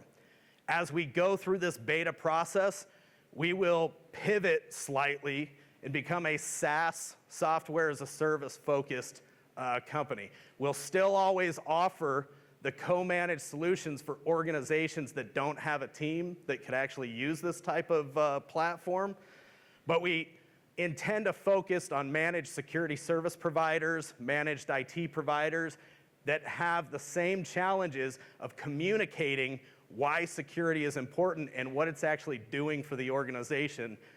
Being able to provide that to their clients will be game-changing. And then finally, we provide recommendations for action. Sometimes our customers say, can you just fix it for us? So that offers a small tertiary additional revenue stream when we go, yes, we have those partnerships in place, we'll take care of that for you. We started in 2019, just before the pandemic, which is an awesome time to start a business, by the way. So for a few years, we focused on cyber training. We focused on keeping the lights on. We started ThreatSphere roughly a year ago. We always knew this was our model, but now that we're a little bit more secure, we've been building out the platform. We have an extensive web marketing presence. We've bootstrapped and received a very small angel investment to get us to the point we're at now. We have 6 paying customers that allow us to beta test our platform, use their data. Managed IT partnerships are currently in place and are additionally being cultivated as some of the early adopters for the SaaS platform. Additional hires have already been identified, and we're in a very early beta stage for the platform. The team consists of myself. I'm a former intelligence Marine, team lead at NATO Special Forces, was the director of threat intelligence in an international managed security service provider where I was the first employee. All right then. Where I was the first employee and was with them beyond their IPO on the NASDAQ. That's part of my pitch. I just wanted to stress you all out for Brad's product. Mike Forgione is my director of operations, where he served at our previous organization under the same title. Doug McCarter is our CFO, former CFO for MK Development, a subsidiary of Morrison Knudsen, was the founder and CEO of Dome Construction Group. And finally, our pending hire, Chief Technology Officer, has a PhD in business administration, 2 master's degrees in cybersecurity, and an MBA. We have an extensive advisory board. More information upon request, right? Our next steps, seed investment, joint venture, less jackhammering, beta test feedback so that we can further improve our platform, and then hiring on a sales manager, our CTO, and additional analysts. But first and foremost, to win Boise Entrepreneur Week. That will really push us into a space where we can do additional hiring. It'll free up our hands a little bit to be able to focus on building out the platform, service additional customers, and grow our team. I'm a Boise native, have always been here. We built this company specifically to be an iconic Boise company. Winning Boise Entrepreneur Week is the first step in us doing exactly that. So if you have any questions, please reach out to me directly and we can help enumerate our cyber risks in a quantifiable way. Thank you.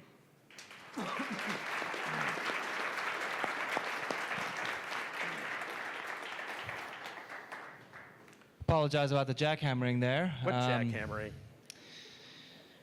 Judges, we have about 5 minutes for Q&A. Floor is yours. Thank you. I wanted to start with understanding your revenue model. Like, what are you charging? What is how do you kind of pro forma out the first 3 years in your financial world to look at sustainability, to look at how you get there, and then the second is how do you put up a wall around your business, because everybody's going into cybersecurity right now for the reasons you articulated. So everybody wants to do what you want to do. Why are you different? So financial model and competitive nature. Okay, great. As far as our financial modeling goes, for our threat sphere as a service, we're roughly starting at $27 per month per endpoint, right? So that's workstations or servers.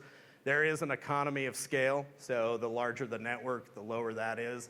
As far as the platform goes, standalone platform, if we're not doing the analysis, it's roughly in the $12 range, and that depends on the tier of service. So we have a platinum level of service that includes adversary emulation, things like that, that are a little bit more advanced. As far as our IP, number one,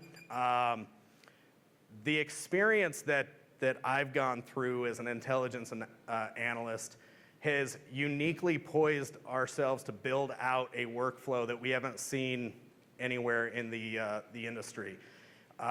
Moving fast in cybersecurity, there's no doubt about it, has to become first and foremost. And so we intend to grow very rapidly.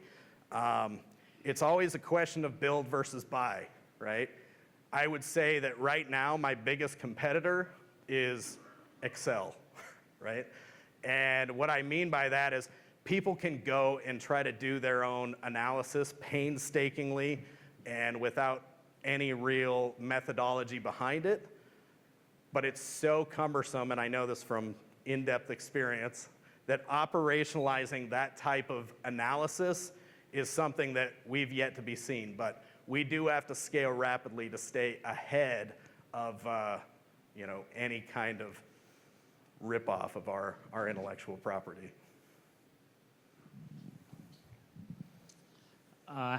In a young company, but do you ever think about cyber insurance? That industry is kind of BS in general, just because people don't know how to underwrite policies, they don't know risk. This seems like a really interesting way to help people underwrite policies. And absolutely.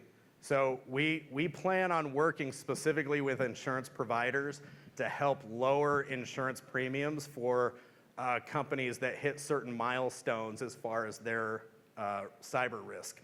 The reason why there's a little bit of a BS factor to cyber insurance is because a lot of people don't understand what it is. They think, oh, I have a cyber insurance provider, so if we get breached, we'll just depend on them to bail us out. It does not work that way, right? Their job is to minimize the impact financially, but if you aren't doing what you're supposed to be doing, if you show any kind of neglect and you are not effectively defending your network, you'll never get that claim, right? And so working with cyber insurance companies to be able to assess how effective their network is means that they'll have a lot better chance to get that claim if anything, God forbid, happens. So kind of a two-part question here. For somebody not in the industry and not necessarily in the tech realm, how would you kind of shortly describe what it is you do, what it is you assess, and then is it attainable that every avenue, because I know you highlighted it on there, is that realistic that every avenue will be vetted and secured? Yeah, so this is part of why I'll answer the last question first. This is part of why it's a subscription-based model. A security plan does not happen all at once, and security programs take time to mature. We start with what we call top-down analysis. Let me jump to it real quick. So top-down threat-based defense means we focus on the most pervasive, most threatening actors first and work our way backwards. In doing so, when I look at what those most likely and those most pervasive threats are, I can look at their tactics, their techniques, and that's what I assess first. And then we work our way down to some of the things that are a little bit less of a priority. But it takes time. It takes months, right, to build out, to assess all those different attack avenues. However, because we're focusing on behaviors, because we're focusing on motive and opportunity, we can assess likelihood in a way that's different from what the industry does, playing whack-a-mole with indicators of compromise. We focus on taking away the opportunities, which are our vulnerabilities, and I can't take away motive, but I can make the juice not worth the squeeze, right, by making it so cumbersome.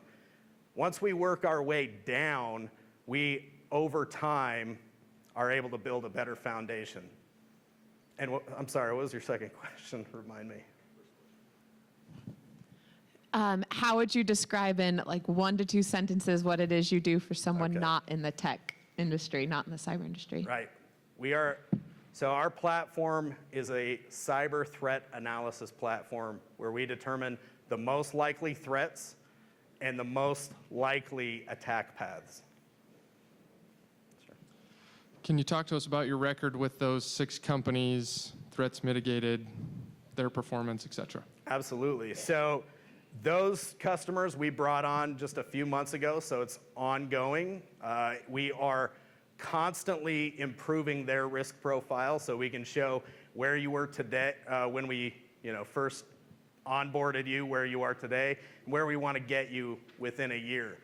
Some of those customers, it requires them to communicate with us, right? And so there's a differentiation in how fast we move based on how big the network is, their communication with us. But that being said, I can unequivocally say and show to my customers not only how much your risk profile has improved, but how much in dollar amounts, how much risk we've taken away from your organization.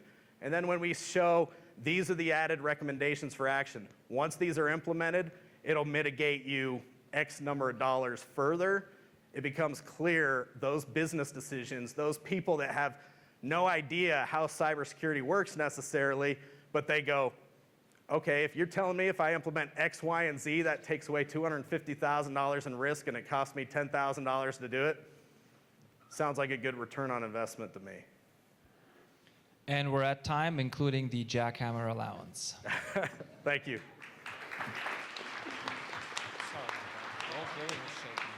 Next presenter, Blue Atwood, the CEO at Textual.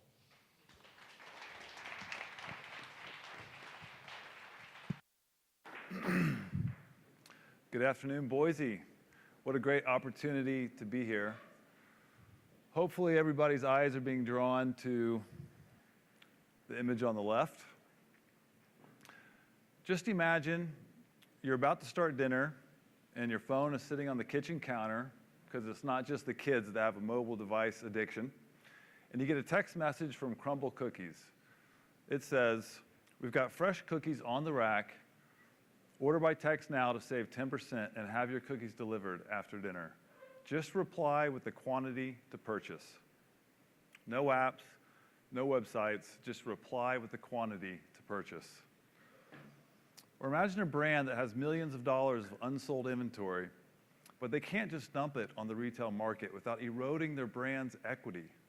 What if they had a secret sales channel that you could join by text, where product offers are made and the customers only have to reply to buy?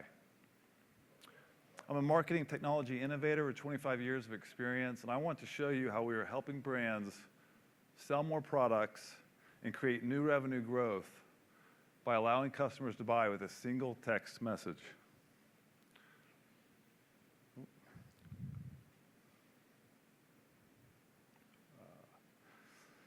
Reducing friction is how Amazon has dominated retail. It's how Uber took over the taxi industry. It's how Airbnb became the world's biggest hotel. Even today, there is too much friction in mobile commerce, represented by the 30% gap in mobile traffic and mobile revenue. Websites are a non-native mobile experience. Truly mobile experiences happen on social media, messaging, and your favorite apps. What you see on the right is Textual's technology bringing the customer purchase to the surface of a native mobile experience with a single text message to buy. You can buy your favorite products without remembering logins, visiting a store, or going through 15 steps to check out. And brands agree. Removing friction is a powerful and urgent need for all merchants in the digital age. In this program, our client, Estée Lauder, is using QR codes in store to drive customers to a registration page.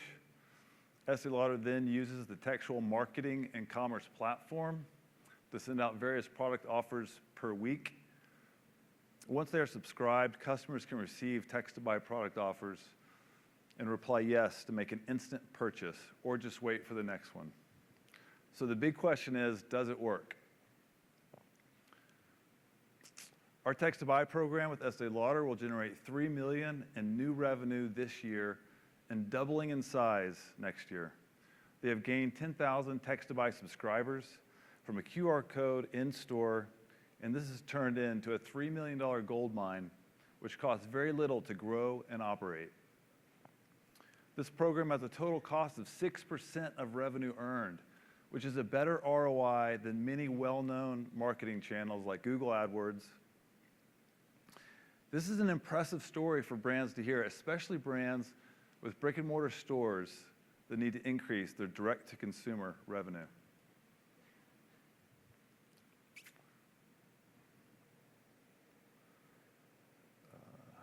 Textual is all about text commerce enablement, and there are many use cases that our platform supports.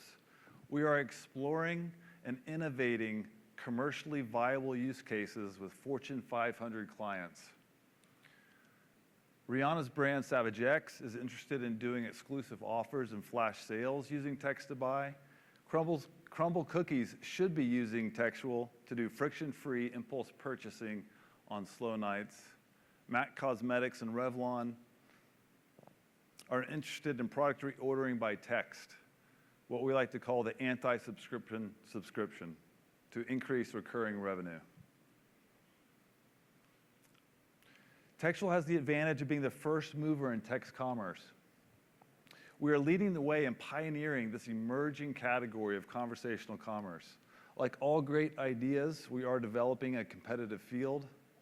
However, we have the most experience in text commerce, and we have the most revenue flowing through our platform, and we are the only player in text commerce with a Fortune 500 case study. What you see on the far right is a beta program of Shopify that allows Shop Pay users to make purchases directly inside of text message without registration. This is a true sea change inspired by the textual concepts. And we have a new app in development to join this beta program. Changes are happening in digital commerce, and these trends are a rising tide for Textual. We have three streams of revenue: monthly platform access fees, SMS messages over the planned quota, and transaction fees. The transaction fee is listed here as variable, We've learned not to publish the transaction fee and use it as a negotiating point depending on the size and complexity of the account.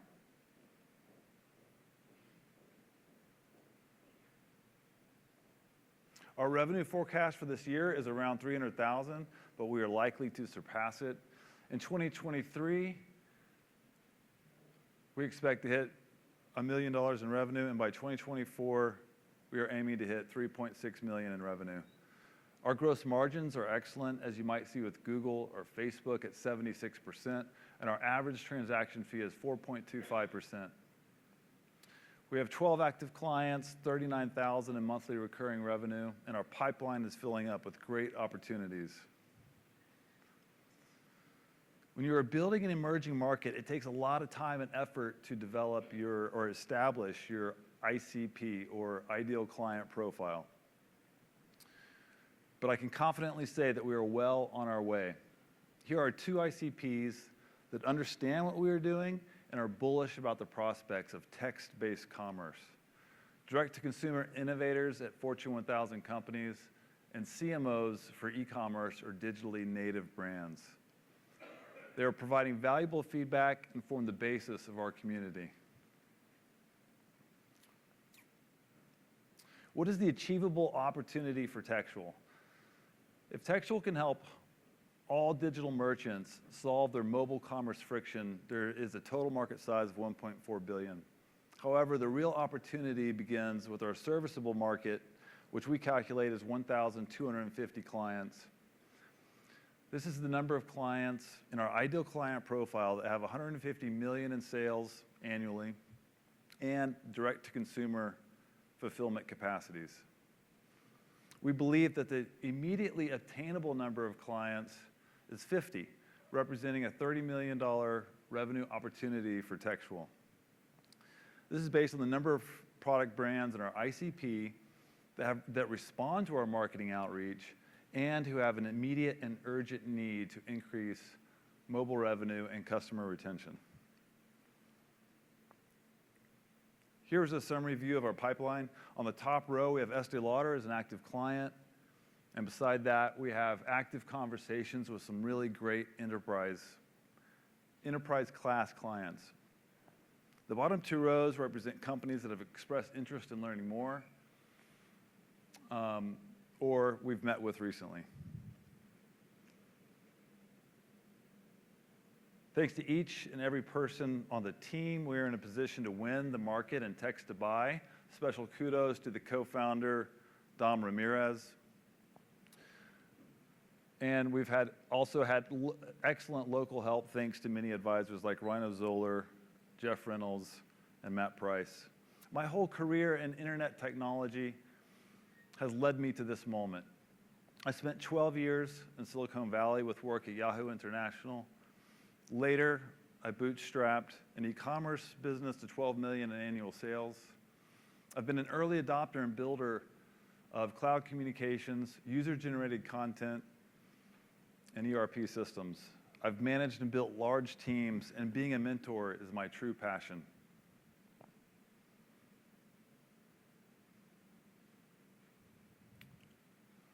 In closing, my ask to the judges is prize money to continue building another great tech company in Boise. Just imagine another ClickBank Count, Tackle.io, or Gravity Payments in Boise, creating a culture of innovation and prosperity for the community. We will have San Francisco looking over our shoulders. Thank you very much.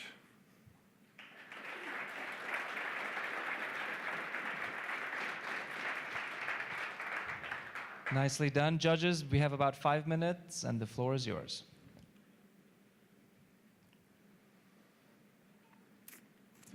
So you talked a lot about the vendor opportunity and the vendor experience, but from the user experience, how do I avoid getting just floods of texts? Yeah, great question. Well, you opt out for one. And I would say that text message marketing is not what we're doing. In fact, we're moving in the other direction where text commerce is a more high value exchange. And so We don't, we work with a lot of brands that are doing text message marketing, and we say, okay, that's fine. If it's not broken, don't fix it. Keep doing that. But we're creating a new type of thing, a new channel, a new commercial channel. So the point is that there's a high value exchange between the customer and the business. So try to understand then how you're monetizing this. Is it only per sale, or is it per message sent, or what are you doing there? And then secondly, how are you accessing these customers that you're doing this frictionless or lower friction interaction with? Because the way I looked at it, I thought, hey, we've got some extra this product or that product. Order now, you get 12% off. Boom, boom. I put in 2, and then you say thanks. Have I preloaded my credit card with you? Have I pre-registered with you because I want to do these? Where do I do that? How did you obtain me through the client, or do you do it separately? You go out and get people? There's a lot of kind of too many questions there. Sorry. No, I got it. Those are great questions. So number one, so we're a classic marketing platform pricing structure. So there's a monthly platform access fee. So we're making money there on every client we have on the platform. We're also charging for SMS messages above the plan quota, and then the transaction fee. So that's where we're looking to make a difference and make our real money. And like I showed, we have an average transaction fee of 4.25% because our ROI is there. So clients are willing to pay this money to earn this revenue. For the second part, right now what's happening mostly is pre-registration. So Estee Lauder in that example will send you to a form. You fill out the form, you put in your credit card information, and then you're signed up to the Text to Buy Club. I would say that the biggest use case right now, thanks to a lot of what we're, based on what we're doing and leading this market, is clubs.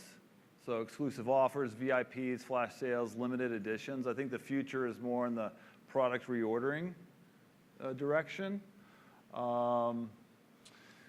Lastly, so there is a big change happening right now. So marketing plus commerce being combined into one seamless stream is on the horizon. That Shopify beta program that I was talking about, that's next generation, that's near future, but it's happening. We're going to join that beta program. You do not need to register for that program. So anyone that's ever bought anything on a Shop Pay site, they've got your credit card information, and in the future, you can just reply yes in a text message to buy a product. So that's what we're working on with Fortune 500 brands and other channel partners. So you had mentioned the 12 active client brands you have now, and you also showed the monthly pricing. I'm just curious, how sticky has the product been? Has there been churn on that? Are those monthly pilot programs or long-term agreements? Can you just talk through some of that, please? Yeah, pilot programs are going to turn into a longer agreement as long as that brand or client has put some marketing effort into building the subscriber list. We've had some clients sign up that expect some sort of magic. We all know that you have to market whatever it is you're doing. So, but I wouldn't even call that churn. I would just say that's just like some clients that we've signed up, like hypothetically, and they just haven't really done anything with it. So any brand that we've worked with that's actually worked on the program and to make it successful stays with us. And we do have user lock-in on our platform, so that's our moat, that's our defensibility. It's not easy for a client to change to a competitor, for example, because once a user registers with Textual through one of our brands, we have that payment profile. We own and maintain that. And then each of our brands has a list of subscribers.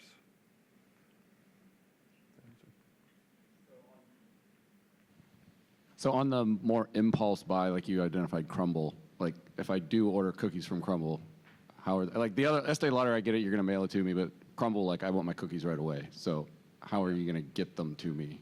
Are you partnering with Uber Eats or Grubhub or something like that, or how are they getting there? In that example, we had partnered directly with Crumble. And those orders will go straight to the local dispatch, the local retail store. So like, I'll give you an example. One of our clients is Oakland United Beer Works.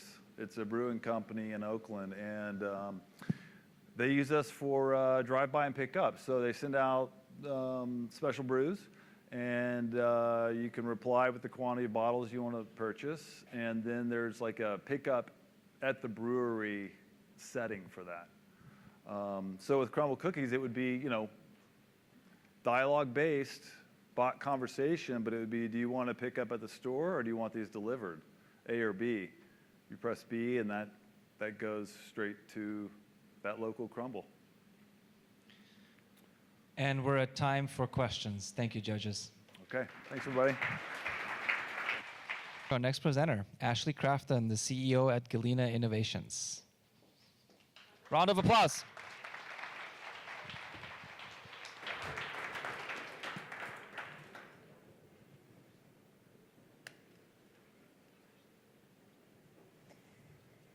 My name is Ashley Crafton, and I am the CEO of Galena Innovations.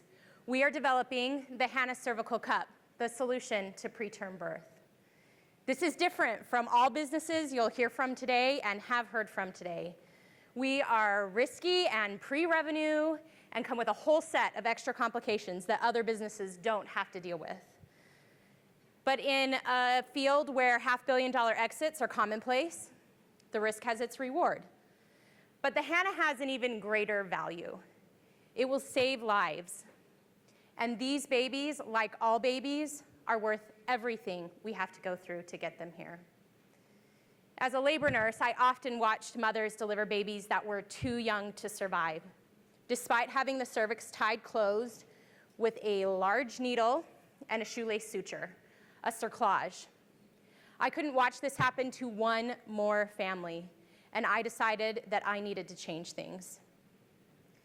Medical innovation in obstetrics is stagnant, and preterm birth is no exception. 15 million babies are born preterm each year, and it's the leading cause of death among children under 5, with alarming racial inequities. Survivors face lifelong complications, lengthy hospital stays, and a huge financial cost, $25 billion each year in the US alone. Attempts have been made to stop spontaneous preterm birth, but are essentially ineffective, and some even dangerous. Cerclage, used since the 1950s, can tear through the cervix, and some tocolytics cause fetal stroke and maternal death. Progesterone only decreases risk of preterm birth by 0.02% and is being controversially removed from the market. This means right now, families have no options and are left to pick up the pieces after early birth. The impetus for each early birth is unique, but has one commonality: early cervical change. In pregnancy, the cervix keeps the fetus inside the womb.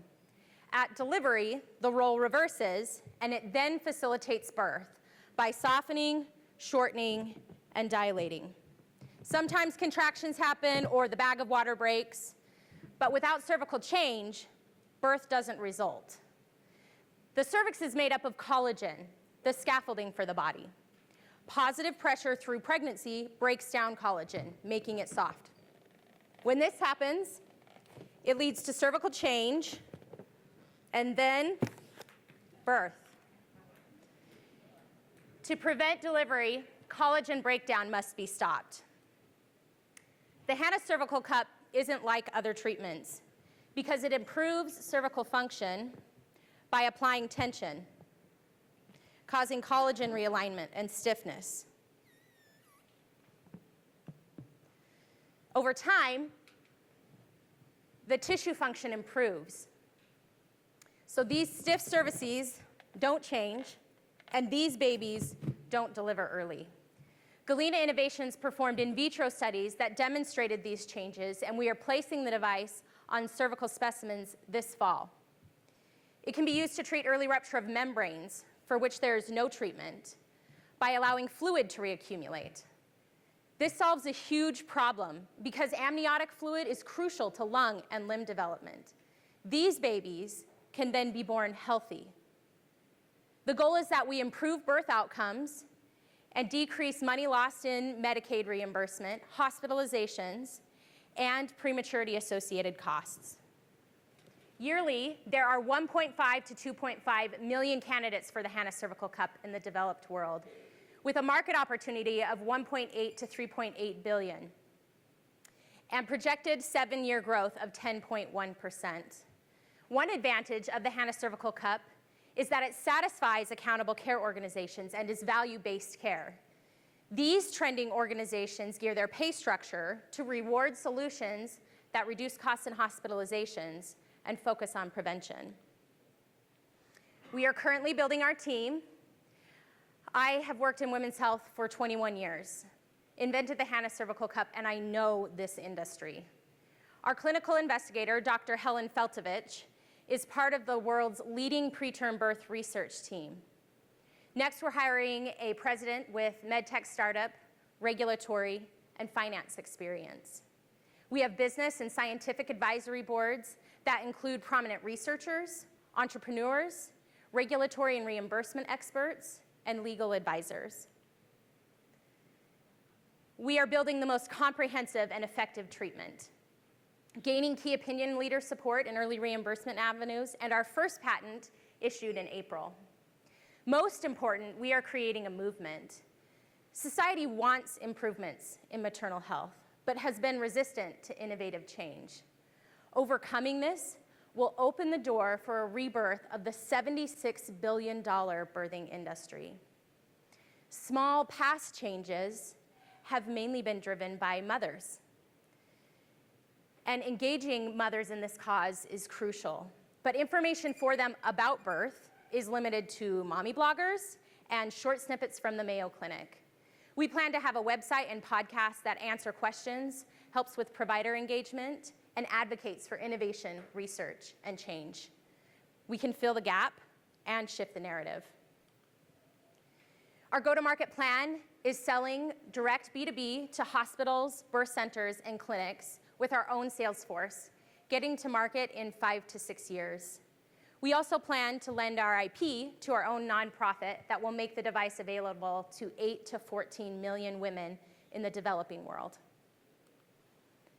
Our financial projections place us making $375 million in sales our first year at market, with a gross profit of $206 million, followed by substantial growth.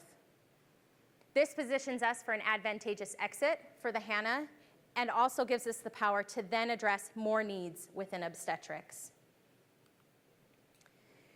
Right now, we are raising funds for our social movement, our prototyping, and our feasibility study, where we will place the device on non-pregnant women in April. This money from Boise Entrepreneur Week will fund the first payment for our prototype. This is our first domino, and we are here to win. We want and need this money. It will put us on the road to get where we need to go. Next, we'll place the device on pregnant women for a short time, followed by a small cohort of birth persons at risk for preterm delivery, and finally, a large clinical trial. We plan to achieve regulatory and reimbursement approval between step 3 and 4.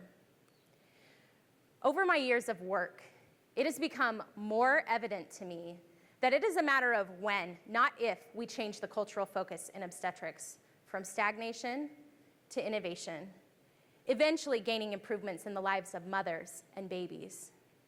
The health of a woman and her child are inseparably connected. Any improvement in one always improves the other. And when you improve the life of a mother or her baby, you improve a family, a community, a generation, and a society. I want to be that change, and I would love to have you be part of that too.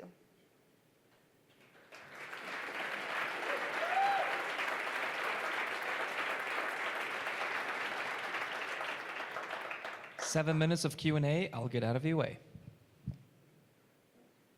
Thank you. That is a really impressive idea and presentation. I don't know enough about this area, but the bit I do know is that moving through regulatory approvals in medical device areas is often a multi-million dollar process.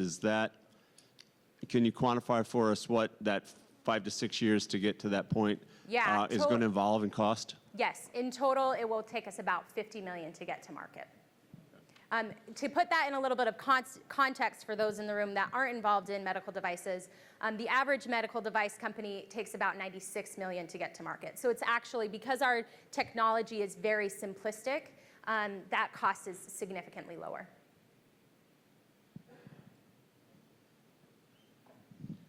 So yeah, is your target patient, is it all pregnant women, or is it women that are at higher risk for preterm birth? That's a great question.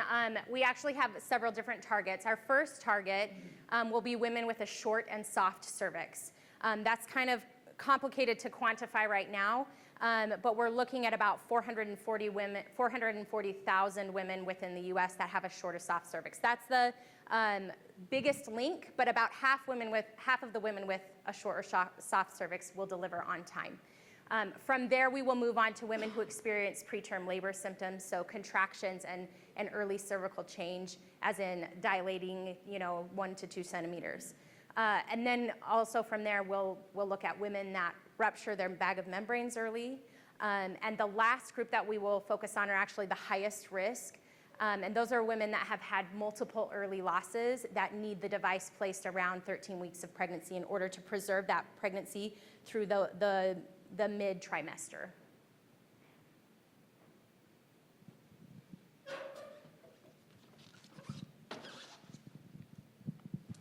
Have you thought about the pricing for this product? Sorry, what's that? The pricing for the product? Yes.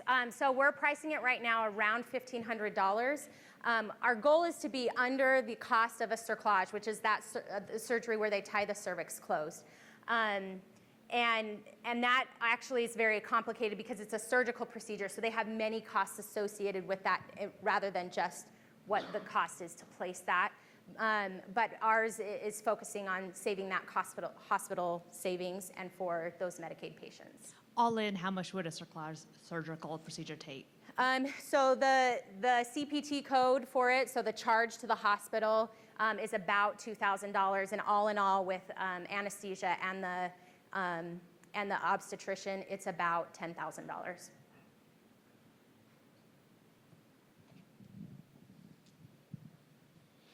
I'm obviously not a medical expert, but my understanding is that sometimes this happens because there's an issue with the fetus or the baby, or potentially with the mom. So is there enough technology in the industry at this point to where a mother could be certain that there's not going to be an issue with the baby or the mom if the pregnancy were to continue?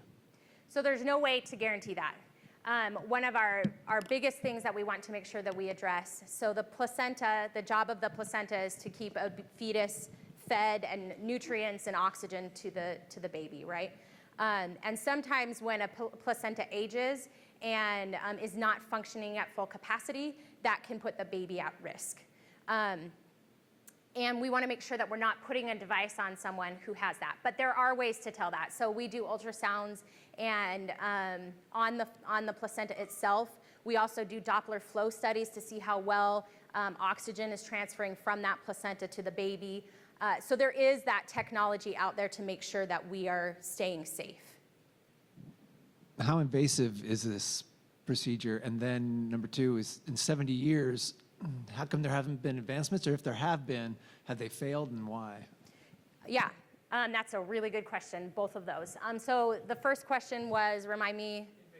Yeah, so it's actually really low invasive compared to a lot of other treatments. So instead of tearing and sewing through the cervical tissue, what we do is it just puts a little bit of, it's actually called what's a pessary, where you place it inside the vagina and it sits on the cervix.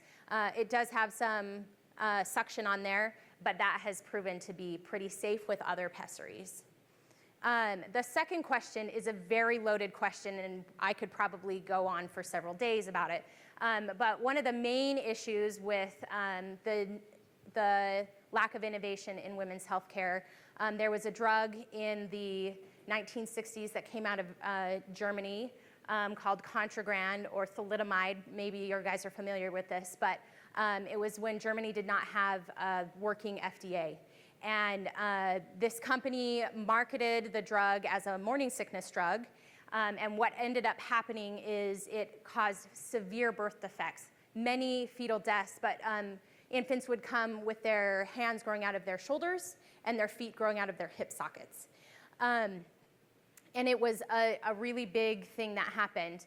A few of those drugs did come to the US, but a woman at the FDA named Francis, Dr. Francis was able to stop the drug from actually being distributed to pregnant women. And when that happened, JFK actually came and made a big announcement and said all women of childbearing age or of childbearing potential must be banned from any medical study. And what that did was it did protect them from any dangers that might incur. The other flip side of that is that it stopped any innovation. And so what we're doing right now in obstetrics is exactly what we did in 1960. And with the technology that we have now, with AI and all of the things that are changing, we are now at a point where we can actually change what's going on. That clause was withdrawn from the FDA in 1998, but they weren't actually deliberately included. Women were not deliberately included in medical studies until 2008. And so this is a huge drawback. There's many more layers to that, but that's the biggest one. We have time for one more. 2 questions. First one is, have you thought about the interaction of the product and procedure with insurance, and whether or not that'd be covered? And then the second one being, while it sounds like this would solve some problems, what are some of the risks, and maybe not known at this time, but maybe some downsides that you might foresee? Yeah, so insurance and risks. Insurance is, of course, a huge thing. Reimbursement has to be addressed right when medical devices first start coming to market. So that's definitely something we've already started conversations with. One of the benefits for us is that given the high profile issues with preterm birth, it's sort of the holy grail in obstetrics. And Medicaid is interested in making sure it's covered. Hospitals are interested, the NIH is interested, and that does bring with it a little easier access to us to get approval. Having said that, Medicaid is the biggest insurer of birthing persons throughout the nation. And those that are on Medicaid are actually more at risk for preterm birth. And if we cannot address the issues with Medicaid, this is not a solution. It's just not. And so we are starting to have those conversations now. You said insurance, and then what are the risks, yes? Okay. So some of the things that we are looking for in our early feasibility studies, that's a feasibility study is where you prove, yes, the idea works, and 2, it's safe. So we'll make sure that there's not bleeding or bruising on the cervix. And the other big risk that we want to make sure that we're decreasing is infection. Anytime you put anything inside a human body, it increases the risk of infection. And so we want to make sure that we have a solution that's not going to do that. And that's time. Thank you very much. Please help me welcome Matt Bishop, the CEO and co-founder at Cafe Mule. Mule. Thank you. Mule. Perfect. All right. Good afternoon. My name is Matt Bishop. I would like to start today by talking to you about the founder of our company, Cafe Mule. And he's up there on the screen right now. That's Richard the Mule. So in 2015, the sheep herding operation that had employed Richard for nearly 2 decades decided that they had to go out of business. Richard found himself quickly laid off, completely out of work, and he was sold off to a ranch out in Weiser, Idaho. He's pretty much stashed in the back pasture, and he had an opportunity to really contemplate the ills facing humanity. Now, Richard's a herd animal, if you know anything about horses and mules, and one of the things that really bothered him was that people weren't spending time to get to know others in their community. They weren't building strong relationships with their neighbors, the people they saw every day face to face. Richard also has lived most of his life outdoors, and he was bothered by the fact that people weren't recreating to the degree that they used to and just enjoying our great, beautiful spaces that we have here in Idaho. So he decided, maybe I can do something about this. And he said, you know what? I bet I could launch a free community trailside coffee service in the Boise foothills. Now, in his initial planning, he realized early on that he lacks opposable thumbs. He was going to need a human to brew and serve all that coffee. And that's really where I came in. I was hire number 1 at Cafe Mule. In the summer of 2016, Richard and I put on 18 free community trailside coffee services. We would change our location every week. We would announce where we were going to be in the foothills. People would hike to us with their kids. They would ride their mountain bikes to us. They would do endurance runs, end the runs there. They'd show up, would give them a cup of coffee, and they'd just gather around, talk, and enjoy the scenery. It was something really beautiful and really powerful. However, Richard is incredibly wise. He's a mule after all, but he lacks a formal business education. And so at some point, I had to advise Richard. I had to say, hey, this isn't a sustainable long-term business model here. We can't just give stuff away for free. We're going to have to launch a coffee brand under Cafe Mule, and we're going to have to grow our team. So this is the team that Cafe Mule has today. Richard did his best to hire for relevant skill sets. I'm a United States Naval Academy grad. I was a Marine Corps officer in the early 2000s with a couple deployments to Iraq. I went on to get an MBA at Georgetown, work as a strategy and operations consultant for Deloitte, and I served as an Army Special Forces officer in Latin America. My partner, Colin Seeley, is a U of I grad. He has his master's in food science from Cornell. He's done everything from taking farm-level outputs in Zambia and producing those into higher value packaged goods to managing quality assurance, product development, and large co-packing operations for companies such as Treetop and Danone. The rest of our employees come from the wine distribution industry, from the restaurant industry, from retail coffee. They bring a lot of relevant skill sets for what we do. Additionally, we have a board of advisors that brings skills to us in scaled grocery distribution, marketing, impact finance, and green coffee cultivation and export. Now, if you're still drinking Starbucks, Peet's, or a more traditional brand at home, you might not be aware of the marketing dynamics in specialty coffee. But if you're paying more than $12 for a 12-ounce bag of coffee, buying it from a company that was founded in the last decade or so, if you're in tune, you're going to recognize something. The marketing in the specialty coffee space is highly, highly divisive. And it's divisive around the political, cultural, and class issues that are already dividing America. I've presented 2 examples up on the screen here. On the left, we have Blue Bottle Coffee Company. You can see that their marketing looks exclusive, pretentious, ultra hipster. On the right, we have Black Rifle Coffee Company. They tout themselves as America's coffee, but I assume that there's a large amount of Americans that don't naturally want to identify with how they market.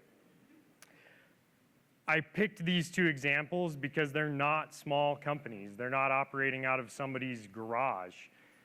Blue Bottle was invested in by Nestle in 2017 at a valuation of $700 million.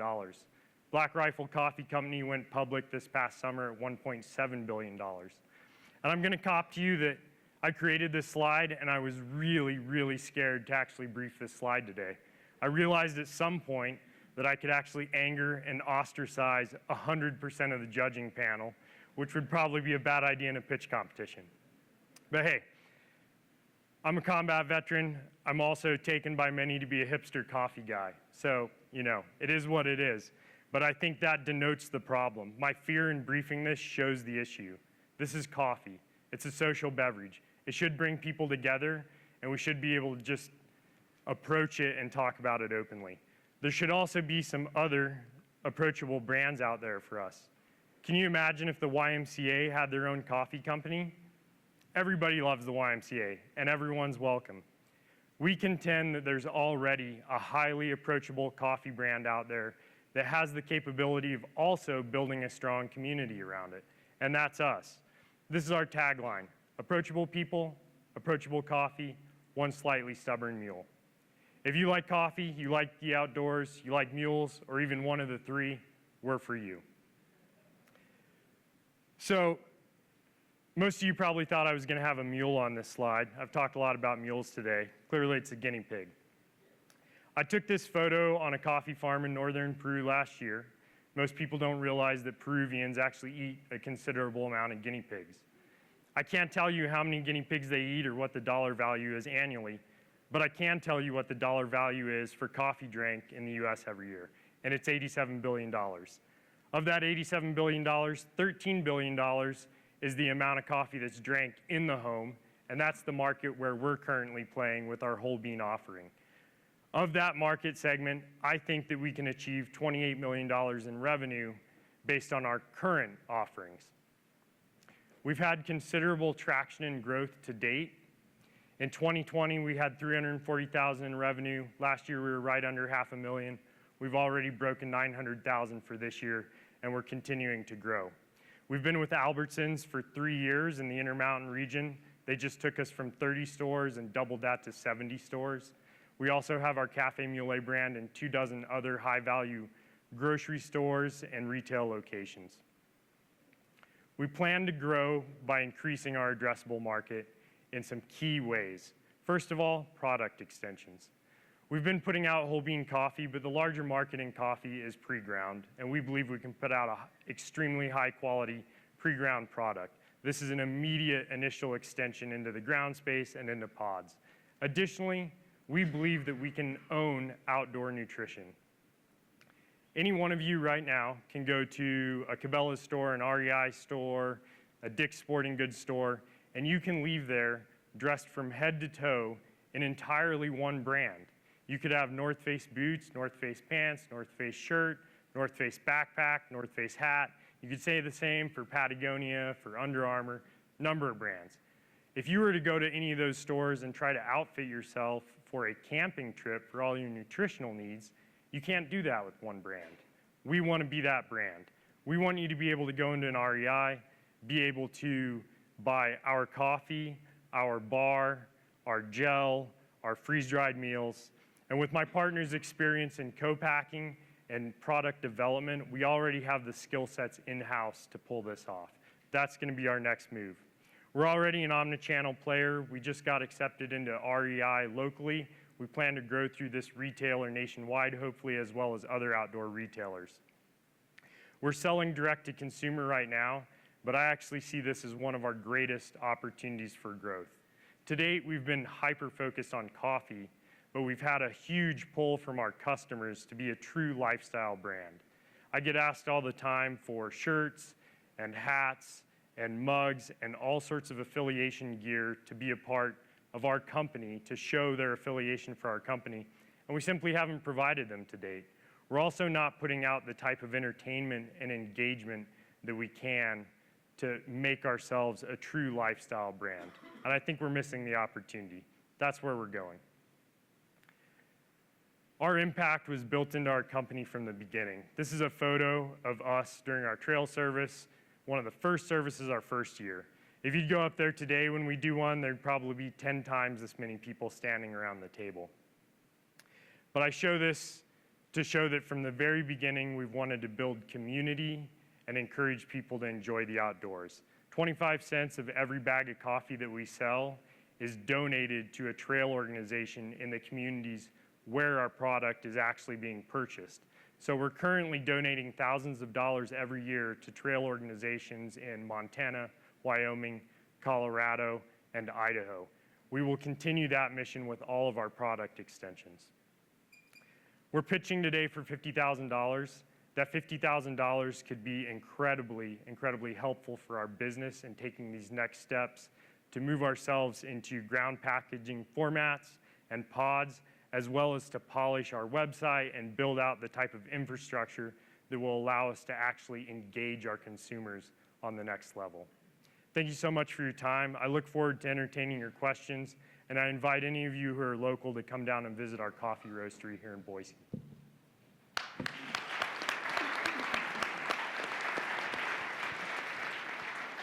We have about 5 minutes, judges, please. Thanks. I've actually been following your exploits on Twitter since you started, and I'm compelled. But does my coffee suck? Is that what the problem is? Is yours better? Are your beans better? What's going on that's different there?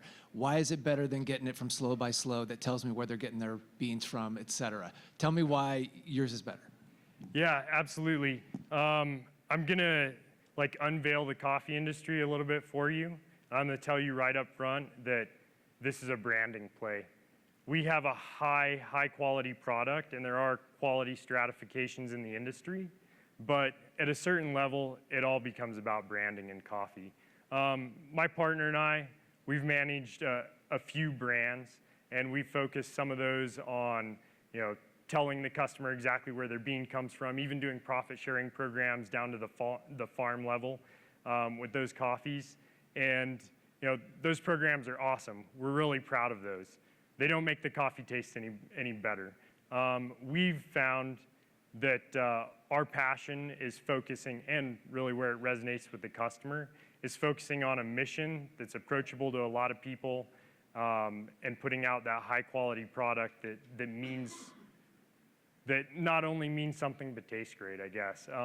And I'm realizing I'm a little bit convoluted in my answer here, but if you're gonna stratify your coffee offerings by quality, if you're drinking a Folgers, that coffee doesn't even look like coffee when it goes in, right? It's like all broken up, it's terrible. Even as an agricultural output, you wouldn't want to drink it. If you're looking at the pizza and Starbucks world, a little bit higher quality inputs, but you're burning the coffee a lot of times to cover up defects. Once you get beyond that, it's really up to customer preference and a lot of marketing.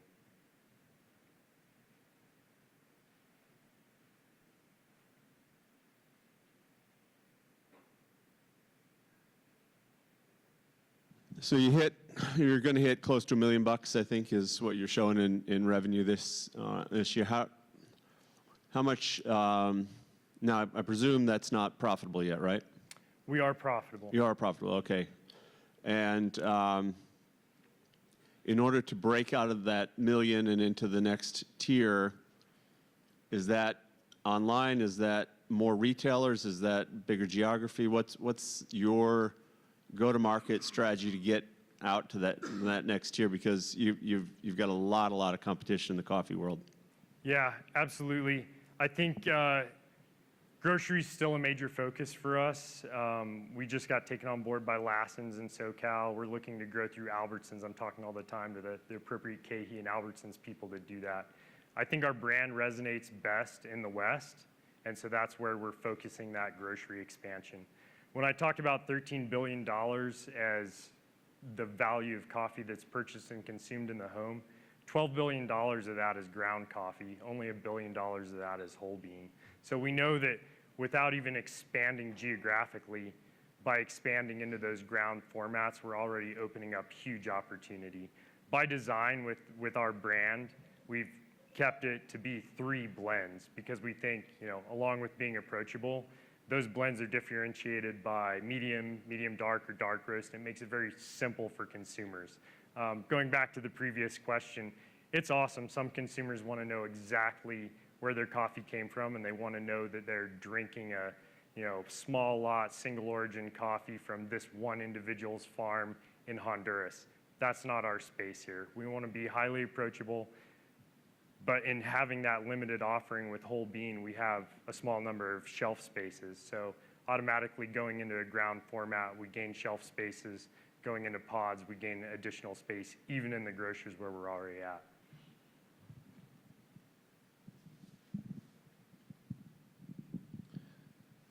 So categorically, coffee is a commodity, right? And you mentioned that the branding, and that's a differentiation for you. But I'd be curious, as you've kind of ramped up over the last couple of years, what's your pricing strategy been? How are you, what's that price elasticity? What are you seeing with the customers as you either lower, raise, keep prices the same? Just curious to hear more about that. Yeah, and I'll go back again to approachability. Pricing is a part of that. Right now, we have gross margins in the mid-40s to 50% on our Cafe Mule line. We're seeing good gross margins, and that's through grocery distribution. So it gets even better when we go direct to consumer. We're pricing ourselves where we're kind of at the lower end of the price for the specialty space. And that's twofold. That's because we are blends. And when you're a blend, you expect to maybe pay a little bit less than a super special single origin. But it's also for that approachability piece. We want to be the coffee that people drink every day. We want them to say, like, this is the gold standard for what I, get up and look forward to. And, when I want to be more exploratory, I'll go to a single origin or some other brand, but this is what I want to go to. And in order to have that kind of coffee, we have to have a reasonable price point within specialty.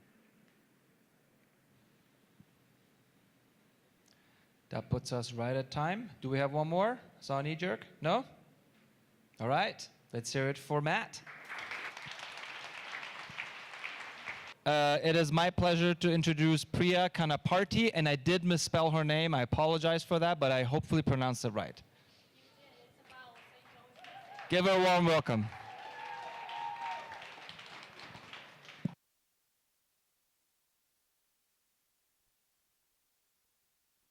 Evening, how are you guys doing? It was a good break, huh? Well, I'm Priya Kanaparti. I'm the CEO and co-founder of Carehandler. I'm excited to come before you today to introduce you to Carehandler. Our mission at Carehandler is to revolutionize how personal care services are provided to the patients, and to also help empower those small to medium-sized businesses to become successful with our tool. For those of you that don't know what personal care services are, it is essentially an in-house care that is provided by a caregiver for people that are elderly, people that have disabilities, kids that might need overnight insight. And this is the kind of care that is provided for about 70 million Americans every year. So recently, last year actually, the states in the United States have mandated a rule that said anytime a personal service care has been performed, they have to track those electronically. This is primarily due to the fraudulent claims that have been submitted, and it's been costing the government a lot of money every year. And because of that, all of these agencies that were previously using pen and paper are having to now adopt new technologies, understand how to train their caregivers, who many times are unskilled. English is their second language, so they really did struggle. So instead of focusing on the actual work that they need to do in order to provide the support that these patients require, the agency started to focus more on these mandates that they have to follow.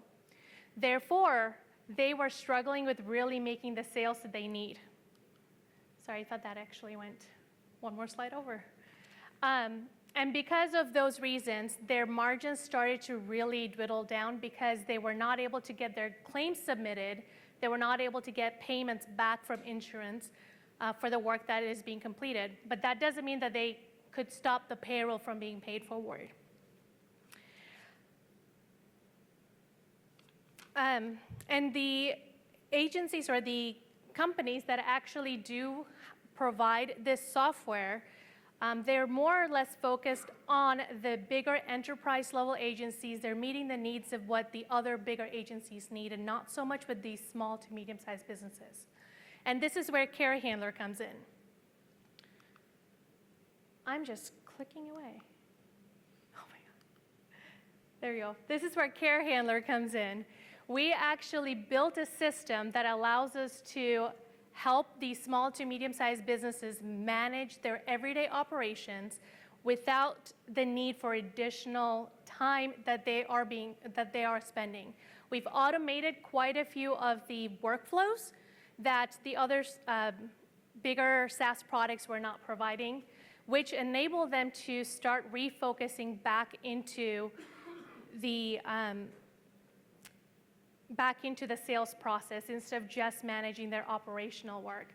As a matter of fact, because of our solution, one of our agencies that we work with currently told us that they were able to reduce their operational costs by 30%, which is a huge amount.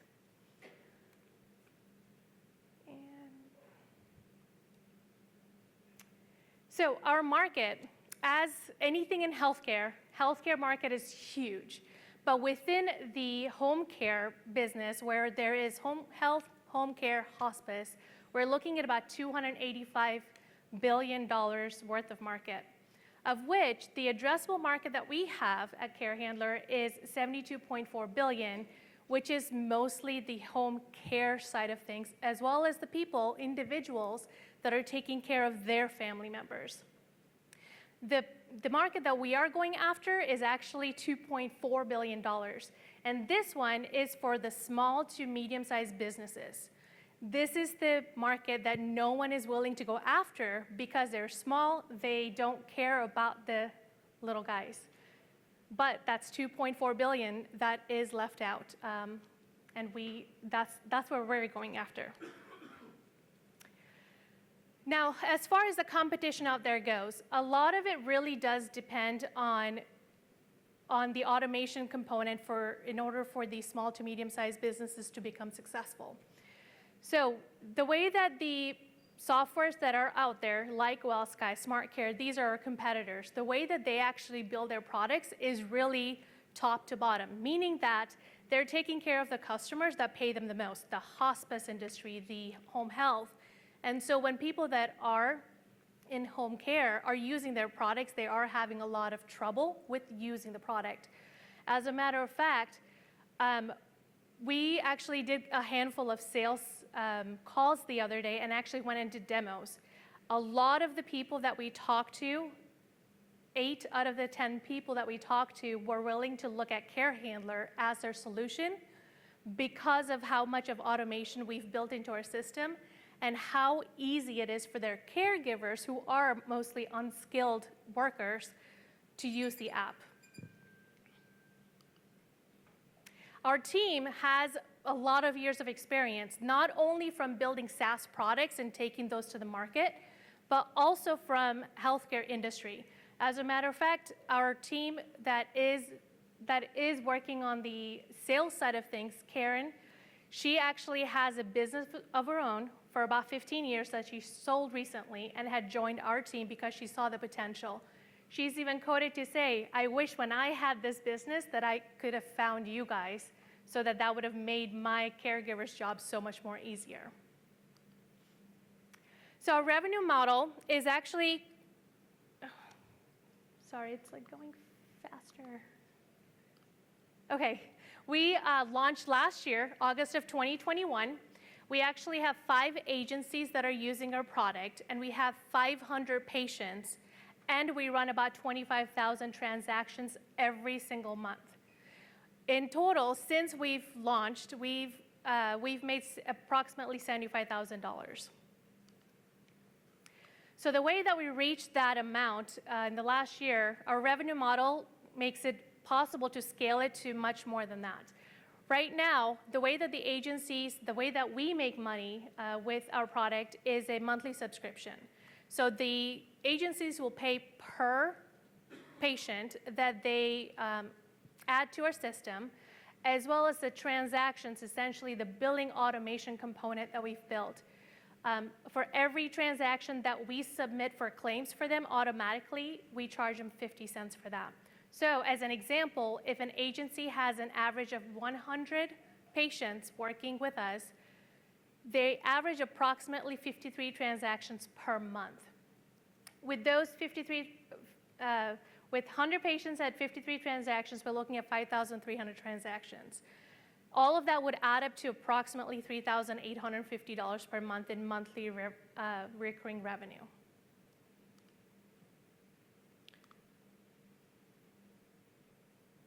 Sorry, these are...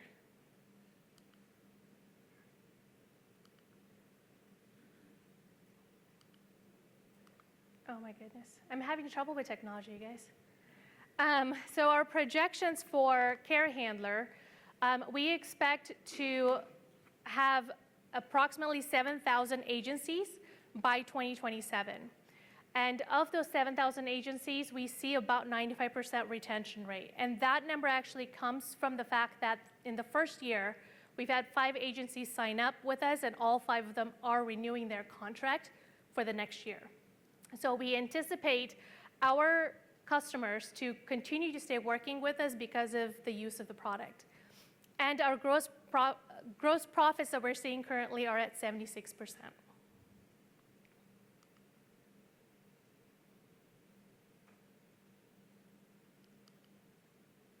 So our go-to-market strategy and how do we actually get there is pretty much 3 strategy components. The first one is the product-led growth. This essentially means that we're going to let our product speak for itself. A lot of the home care agencies are a very tight-knit group. As a matter of fact, out of the 10 demos that we did in the last couple of weeks, we received 3 referrals from the agencies that we've already demoed to, which helped us to kind of get into those other agencies as well. So product-led growth is going to be one of our primary focuses in these next few years. In addition, the other piece that we wanted to really focus on is the targeted marketing.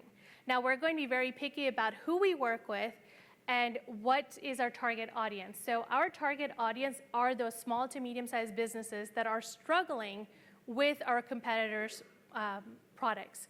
So we're going to try and find the people and target through Google and Facebook ads to find these customers through that process. In addition, the last strategy plan that we have is to make strategic relationships and partnerships with people or with businesses that are at an enterprise level but actually have agencies that work under them that are in the small to medium-sized sizes. And then also to create strategic partnerships with associations, people that are influencers in the community. For example, a home health or home care association of Idaho, partnering with them to help spread the word, to help make an impact in the community. In addition, we also plan to do some strategic partnerships with the Health and Welfare departments within the states, as well as insurance companies, so that we could help make the small to medium-sized businesses successful. We are currently raising money for $1.5 million. However, with the $50,000 that we are looking at currently, the way that I see those funds being utilized is truly to help us get to the next level in marketing. We have a product that is very feasible. We have a product that our current customers love and use. And we have people that are wanting to jump from their current product to our product. So we really want to use that money to help us market and get into more states within US. Currently, we are only in Idaho. Our goal over the next year is to get into at least 5 additional states. I know Carehandler is making a huge impact with the agencies that we're working with, and I know and I see ourselves making an impact not just within Idaho, but also outside the Idaho. And I hope you guys will help us get there. Thank you.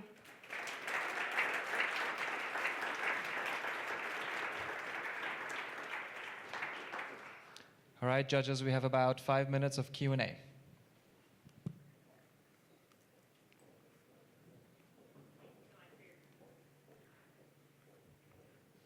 Thank you so much.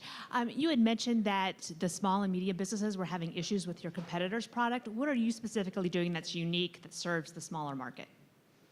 So our biggest one is actually the automation that we're building into the workflow. So with the bigger companies, they have modules or pieces of their business that is available, but they don't automate them. For example, we have visits that come into the system, but then we're actually taking that and putting them into payroll as well, so that if they need to, or when they are creating their payroll, they're not having to go look through all of the claims that were completed, verify that the employees are, completing their appointments with the patients that they're working with, and then building the payroll.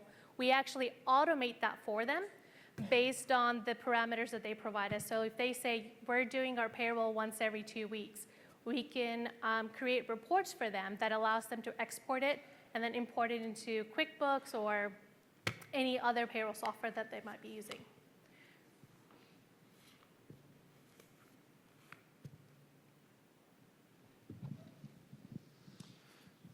So talk to us about who uses the app. Is it just the caregiver themselves, the employee of the caregiver, the family of the patient, who's all involved in that process? So our current users of the app is the caregivers. However, the people that use the operational side of things where they're managing the schedules, getting the claims submitted, things of that nature, that's actually more on the operational. So the administrators of that agency use those pieces.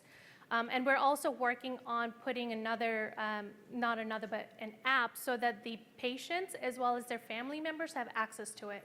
So if you are a parent of 3 kids, you will have access to the data of what were the services that were provided during that time. And you'll have that available in your app.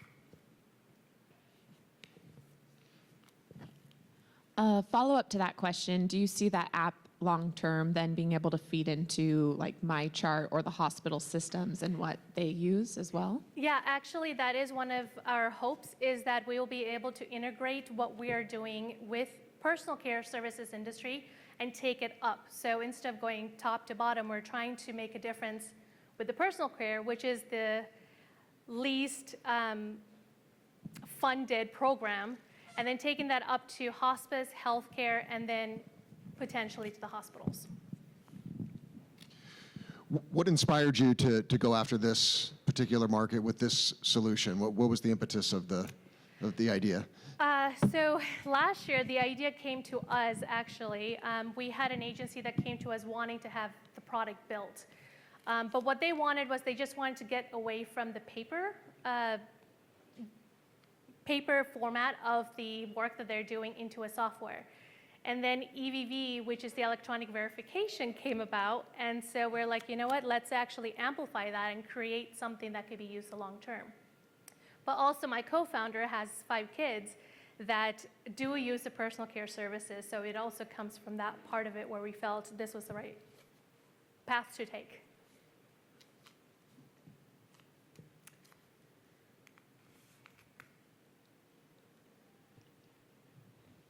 Any more questions? All right, thank you very much. Thank you. Great, and good afternoon. I'm Connor Vanderholm with Topline, Expert Revenue Management. We deal with large branded hotels primarily. We have over 60 hotels in the United States that employ our services, from Marriott, Hilton, IHG, Hyatt, Choice, Wyndham, all the big names, as well as independent hotels. What I'm going to be pitching to you today is our newest software development. So aside from the service that we already provide, which is working really nicely for us, and we have some really big name hotels that employ our services, we're getting into the software space that's going to solve some very important issues for our company and for others. So I'm going to have you jump behind the wall here for a second and understand what's going on behind the scenes when a hotel contracts with a corporate entity. Okay, so if you work for Boeing and you travel for work, you're getting the Boeing rate when you stay at a Marriott hotel. You're going to go to the website, you're going to punch in the Boeing booking code, and you're going to receive a discounted rate. Before you get to that point, there was some negotiation that happened, okay? Boeing, somebody at the corporate office reached out to somebody at Hilton and said, hey, we stay at Hilton's, we stay at Marriott's, but we'd really love to see what kind of a discounted rate you can give our folks. And so that person at Hilton takes that RFP, or request for proposal, and kicks it out to all of the hotels in their network, all the Hilton hotels that have demand for Boeing business in their market, okay? That then lands in the inbox of the general manager or the director of sales, who then is responsible for bidding on this business to see if they can capture that account at the most profitable rate for them, but also land the business, because they're competing with the Marriott down the road, the Holiday Inn Express down the road, other Hiltons in the same market. They're competing for that business. So you have an understanding of how big this business is. The majority of revenue that comes to a hotel in any given market is from this corporate business. It's not from me going to visit grandma on the weekends. It's from these corporate travelers Monday through Friday going out and working, okay? So now that RFP has landed on the desk of the general manager, the first issue that they run into is, okay, what am I going to bid for this, right? And I'd love to tell you that right now it's a very technical process that's data driven, but the truth is it's really shoot from the hip, which drives me as a revenue manager absolutely nuts, okay? The second issue is, okay, I know approximately what I want to charge for this based on whatever factors I've decided are important, but I don't know what the Marriott's going to bid for it, and I don't know what the Hilton's going to bid for it, and I don't know what the Holiday Inn Express is going to bid for it. So I'm competing against other really nice hotels for the same business, and I'm going at it blind, right? The third issue is there are ways of finding out what the Hilton is charging and what the Marriott's charging. And usually that consists of me picking up the telephone, calling that hotel and saying, hey, I'm with Boeing, what's my rate, right? And that's very tedious, manual, and inaccurate, okay? And so those are the three issues that we're gonna solve with this. So the way that we're going to do it is, number one, we're going to enable these hotels, our clients, to see what the price range is in the market for Boeing negotiated rates. Okay? The way that we're going to do that is by allowing them to see with their competing hotels, Marriott, Hilton, and IHG to start, and then the other brands to follow, what they are charging, what they have previously negotiated with Boeing and with other corporations. We can do this because my company services Marriott, Hilton, IHG, Hyatt, Choice, Wyndham. We service all the brands already. There are very few companies that have access to all of these booking codes for all of the different brands, and mine is one of them. So we have access to that information already. And the way that we're going to solve the issue of it being manual and tedious is that we're creating an automated software program that's going to shop these rates for them on a daily basis and provide all of that information at their fingertips whenever they log in. This is fenced. This is a snapshot because this software program is currently under development. This is an actual screenshot of what we're going to be doing. Hoteliers who are using this application will be able to choose their competing hotels. These shops will be refreshed daily, and soon on demand they'll be able to refresh those at will. We have over 150,000 hotels, or excuse me, 150,000 corporate accounts that we can shop the data for, which is the vast majority of corporations who are using it. Later on down the road, we'll be giving our clients competitive insights and business discovery modules as well to help them do their job. So the name fenced is an industry synonym for corporate rates or a fence rate. So that means that you have to have a qualifier to get that rate. If you're getting the Boeing rate, you have to work for Boeing. If you're getting a AAA rate, you got to have a AAA membership. Okay. Unfenced rates are what you would go to, again, if you're going to see grandma on the weekend and you just go to the Marriott website and you type it in. Okay. That's an unfenced rate. Our main users are going to be hotel general managers and directors of sales. Just a fun little bit about the directors of sales. The majority of these are female. They're female professionals who are really trying to work their way up through the ranks and need to hit sales goals and have career paths that are determined by their performance. Right now, they don't have tools available to them. They're just to their own devices. They're left with this manual process. So it's going to be very impactful for them. And then the secondary users are the revenue managers. So my team of professionals that actually do the pricing for hotels, we collaborate with these property team members to decide what these rates are going to be. Okay. So why fenced? So there's over 65,000 hotels in the United States right now. Most of them are branded hotels. We're very brand heavy compared to abroad, right? Of those branded hotels, over 96% of them employ what is an unfenced rate shopping tool. There's a couple of big names in the industry that have these unfenced rate shopping tools, but nobody applies it to corporate accounts. And as I said at the beginning, that's the majority of a hotel's revenue. So if you've noticed, hotel rates will increase and they'll decrease as market demand fluctuates, and they all kind of go up and they all kind of go down together. It's because they're all looking at each other. They're all shopping each other's rates. We know where the competing hotels are going with it. So this is a concept that's not new to the hotel industry. It's the application of corporate rates that is new. So we're following the Meyer principle, most advanced yet acceptable. This is something that is key to innovation, right? So this will be the only rate shopping tool of its kind to begin this new facet of the hotel industry. So a little bit about our company and our financials. So we started in 2020. We're a pandemic baby, born out of necessity, and we're so happy for that. This year, we're projected to finish our sales at $450,000. Those are all reoccurring contracts that we have with hotels, reoccurring revenues. And we have a net operating income of 41%. So we're doing really well. Those profits are being put right back into the business, into the development of Fenced, because I believe that fat hogs get slaughtered. So we're putting that right back into business development instead of pulling that out and spending it on a very nice truck, right? The next steps for us, so we're already pitching our existing clients. Again, we have over 60 hotels from the My Place in Amarillo to the Hyatt Regency in Monterey, California, that employ our services. I've already begun pitching our hotels, our hotel owners and management companies. They're blowing up my inbox constantly, trying to figure out when they can beta test their hotels with us, because they really, really want access to this information. It's going to be huge for them. As part of our next steps, so again, we're going to put 30 to 40 hotels on the beta test, and we're actually starting that this next week. So it's already in development. Start beta testing this next week. Do that for the next 2 months as we work out bugs. Might extend a little bit further. And then in Q1 of 2023, we'll be launching to the broad audience. As far as marketing goes, word of mouth is huge in the hotel industry. Everybody knows everybody else, and it's a very small club, right? Lots of hotels, very small club. So everybody knows everyone else, and that's how we've scaled to the point where we are right now. If you provide really good service for service professionals, they love that, and they will tell their friends about it. So we'll continue to employ that form of marketing. I'm going to be hiring a sales rep to help me with a lot of that sales pull.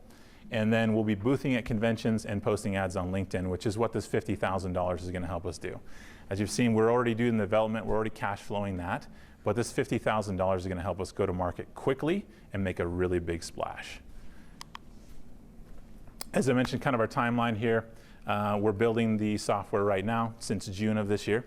We're going to be beta testing it starting next week, and then again going to market in Q1 of 2023. Let's make some money. And one other thing I want to say is just a quick little slogan: there are riches in the niches, and that's where we operate. Amen.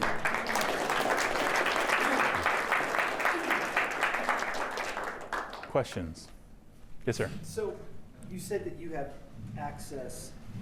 rate access information. Yes. Is that a risk, or is that available to everybody? Yeah, so it's not proprietary. We take extra precautions by black boxing it so we don't actually spread those corporate codes out to our clients, even though they already have access to most of them, at least within their own brand. These are rates that once we create them, we're the revenue managers who create them. Once we create them, we send it out to the corporate client. And so this is stuff that's generally passed around. And then kind of a follow-up question that you didn't ask, but part of that same line of thinking is, there's the proprietary nature of those corporate codes, right? But then there's also what's being done right now. And right now, this process is happening. It's just happening very manually and tediously, right? So hotels are still, they're getting the access to those codes one at a time, and they're shopping their competitors. It's just not being done well. And so if Marriott were to come to me and say, hey, knock it off, right? We don't like what you're doing, they'd have to stop every one of their hoteliers from doing it. We're just automating the process.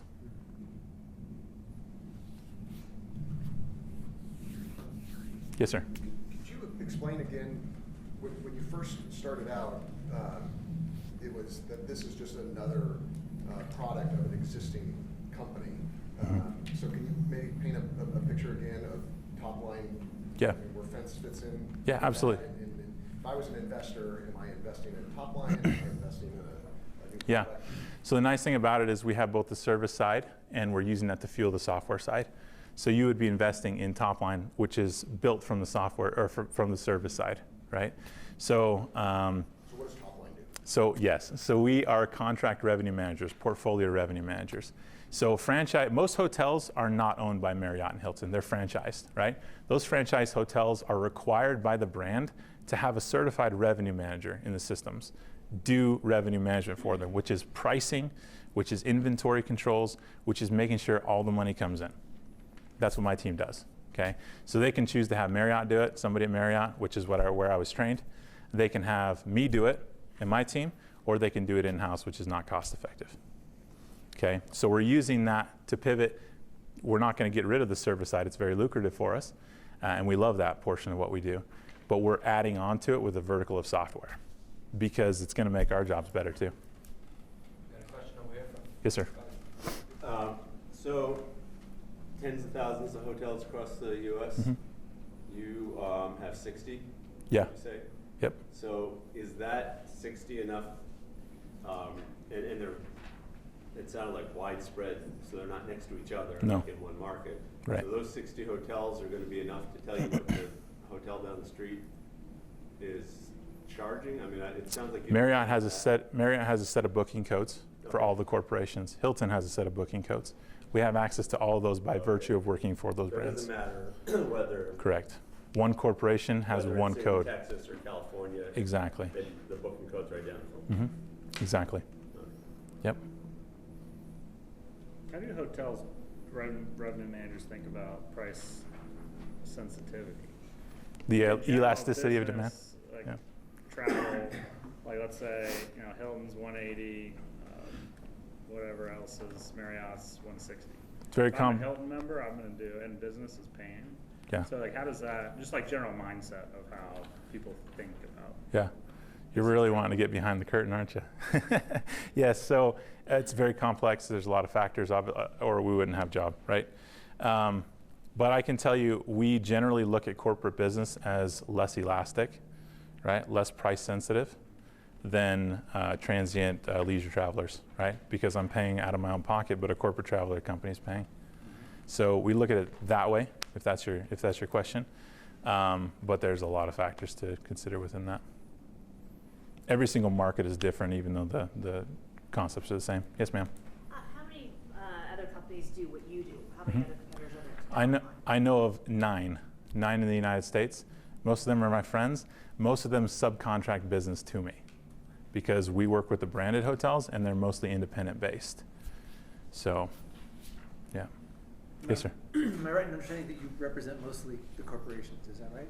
No, we mostly represent the hotel owners, the franchisees, yes.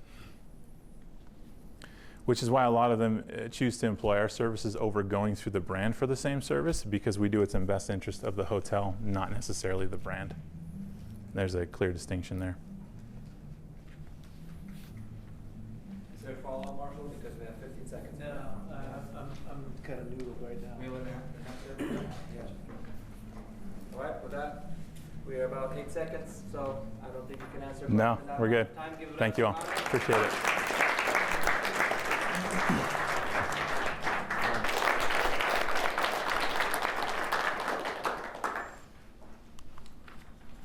We ready? Most of the audience is men now, so thanks for the women for hanging around. There's a reason why kicking off her heels with a sigh of relief is the first step taken by a woman arriving home from work. It's no secret that high heels are beautiful and horribly uncomfortable, but the fact that they actually contribute to legitimate orthopedic joint conditions is often something we ignore. Currently, 1 in 3 women suffers from chronic foot pain, which equates to nearly 50 million women in the US alone. So why are we still wearing beautiful and uncomfortable shoes contributing to legitimate health problems? My name is Lindsey Carmichael. I am the CEO and founder of Soleni Shoes. We're a women's-specific orthopedic footwear line focused on empowering women through comfortable and stylish footwear. I am one of these women. I've undergone 6 knee surgeries. I've developed plantar fasciitis and bunions after pregnancy, and I've struggled in my personal and professional life to find shoes. I've also worked as an orthopedic healthcare provider here in the Treasure Valley over the last 8 years, and I've come into contact with hundreds of women with similar ongoing joint complaints. First thing I do, I look at their shoes and tell them how much they suck. They need something more comfortable and functional. And unfortunately, with what's on the market, it usually consists of something orthopedic, boxy, cloggy, and overtly ugly. And I'm sorry if this is your style today. I own some of these shoes today too. The problem is aesthetics matter. So meet Soleni Shoes. We are a unique boutique-style orthopedic women's footwear line that caters to these 50 million women who suffer from chronic foot pain. We offer a unique package which consists of 3 slightly different sets of insoles in addition to each pair of shoes sold, in addition to the ortho technology already built into each shoe. We do this because comfort means different things to different people. For instance, Birkenstocks is comfortable to some people, and Crocs is comfortable to someone like Tiem. Our ortho technology consists of a deep heel cup, a structured but gentle arch support, and a wider than average toe box. And because our insoles are so easy to slip in and out of each shoe, we can also accommodate for a prescription orthotic. This keeps women feeling comfortable and balanced throughout the day without looking cloggy, boxy, and ugly. So let's look at the market. The footwear industry is huge. In the United States, annual revenue in the footwear industry was worth around $91 billion in 2019. By 2026, the global footwear industry is projected to be worth around $440 billion. Now, the total available market in the United States, we know that women spend more than $46 billion in footwear a year, $46 billion. We also know that 1 in 3 women suffers from chronic foot pain, so is likely looking for new comfortable shoes. If Soleni captures just 1% of that market, that's an annual revenue for Soleni shoes of $150 million annually. Now, the competitive landscape in women's footwear is so much an either or. It's form or function, clog or high heel, comfort or fashion. And there's not really many brands who really truly try to encompass both. I expect Soleni to be pulling consumers from both ends of the aisle. I mentioned Vionic because they're probably our closest competitor currently on the market, very much advertised as a comfort footwear, although very much casual. Soleni is really the professional footwear. Some recent traction I wanted to touch on. Earlier this year, we completed a Kickstarter campaign where we reached our goal within the first 24 hours, which was awesome. After that 45-day campaign was complete, we more than doubled that and reached pre-sale revenue of $22,000. We acquired 130 new customers, and most importantly, we gained a following of 3,000 VIP email subscribers. That's important because that's also one of our retention strategies. If we get funding, we should be able to have revenue by spring of 2023. Our go-to-market strategy is based in 2 separate phases. The first one is phase 1, discovery go-to-market. We have already de-risked phase 1 through our Kickstarter campaign. We were able to use paid advertising through Facebook and Instagram to really validate our market. Once we fully get to market, we will be able to determine our return rate and our legitimate customer acquisition cost. Once we get that data, we will then move to phase 2, which is volume go-to-market. This will be a combination of direct-to-consumer and boutique store retail.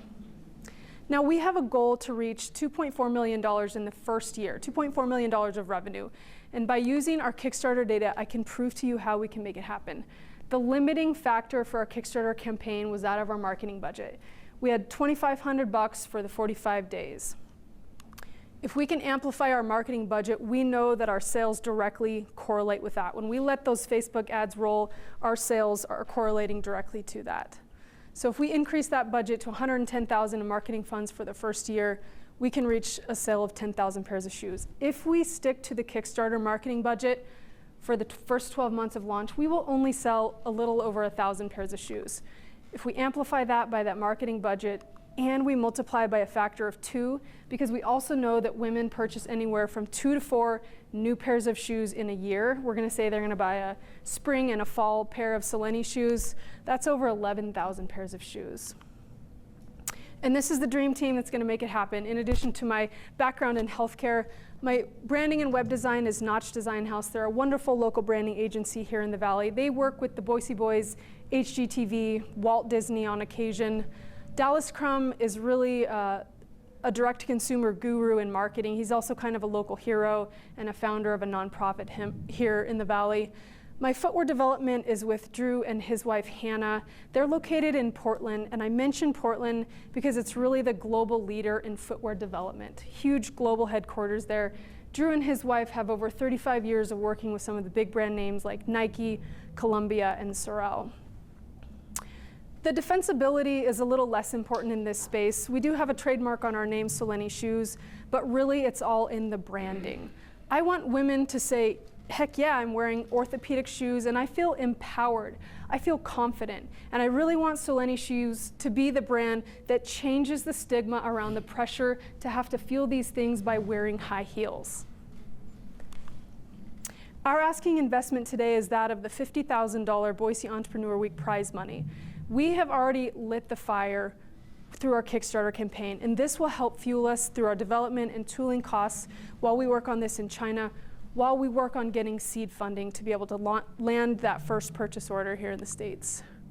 I firmly believe there is a huge market gap in the women's footwear industry, and women should not have to choose between comfort and aesthetics, particularly when it affects our health. Soleni Shoes has the capability of providing both in one package and the potential to help alleviate chronic joint pain, not just for myself, but for millions more women.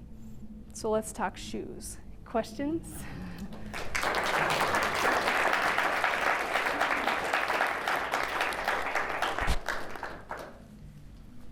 Yeah.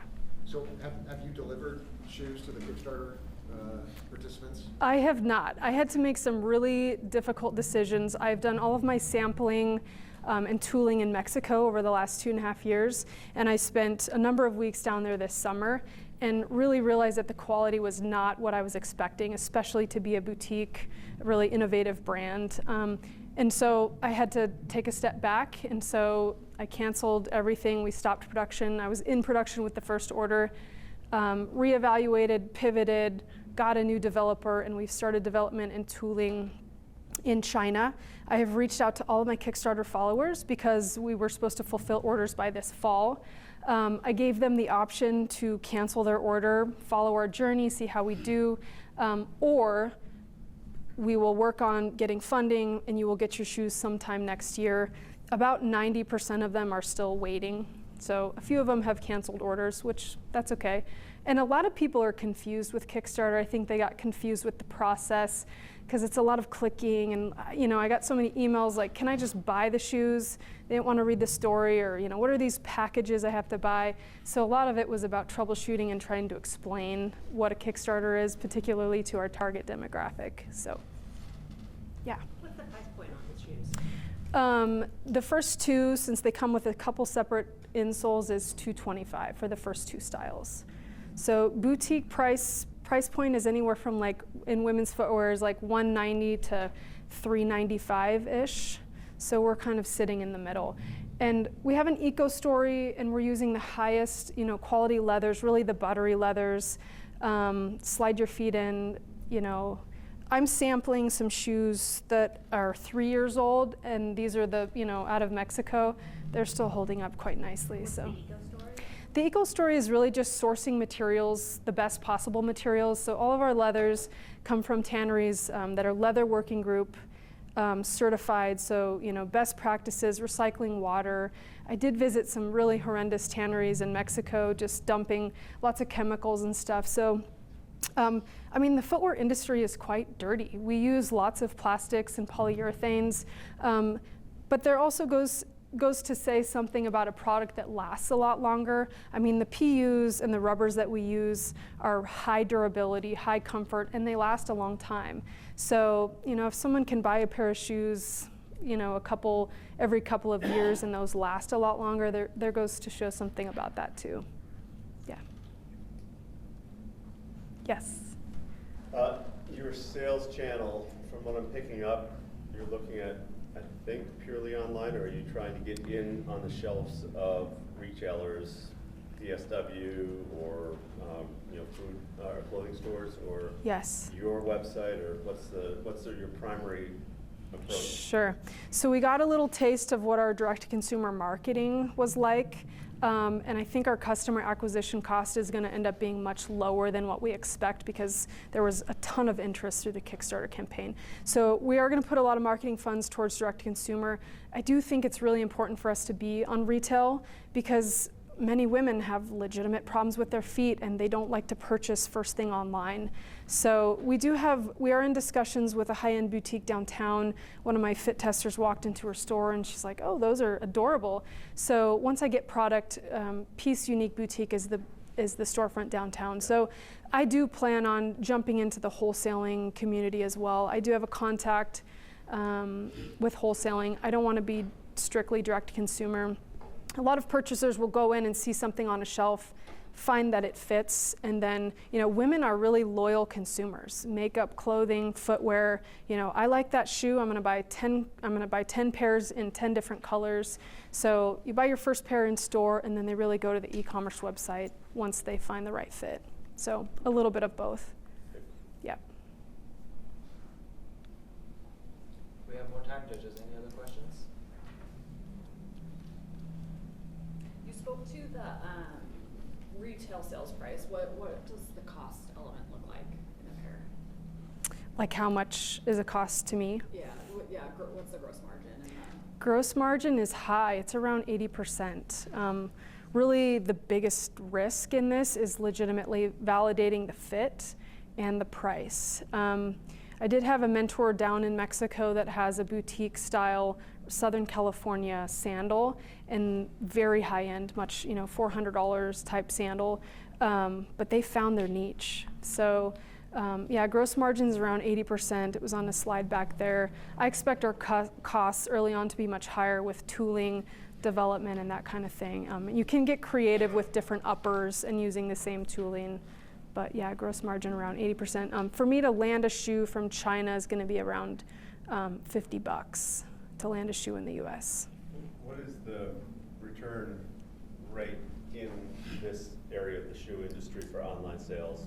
Have you looked at what that's like a Zappos, et cetera? Yes, anywhere from 20 to 30%, so it's high.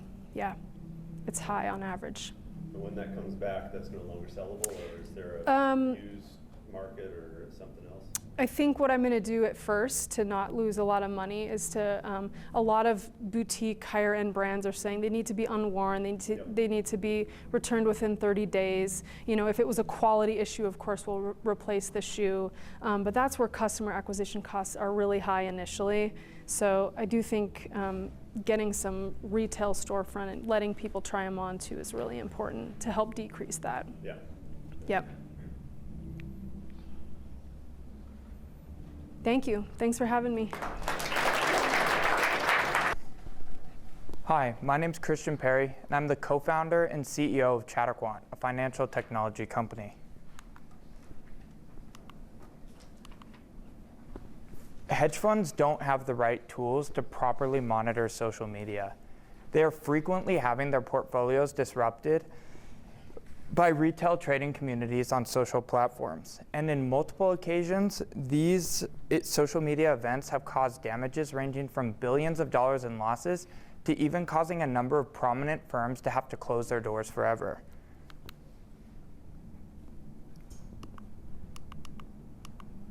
But why is monitoring social media so difficult? It's because there's so much volume. Each day, there are over 800,000 posts and comments on Reddit, 1 million videos are posted to TikTok, and 500 million tweets are sent daily.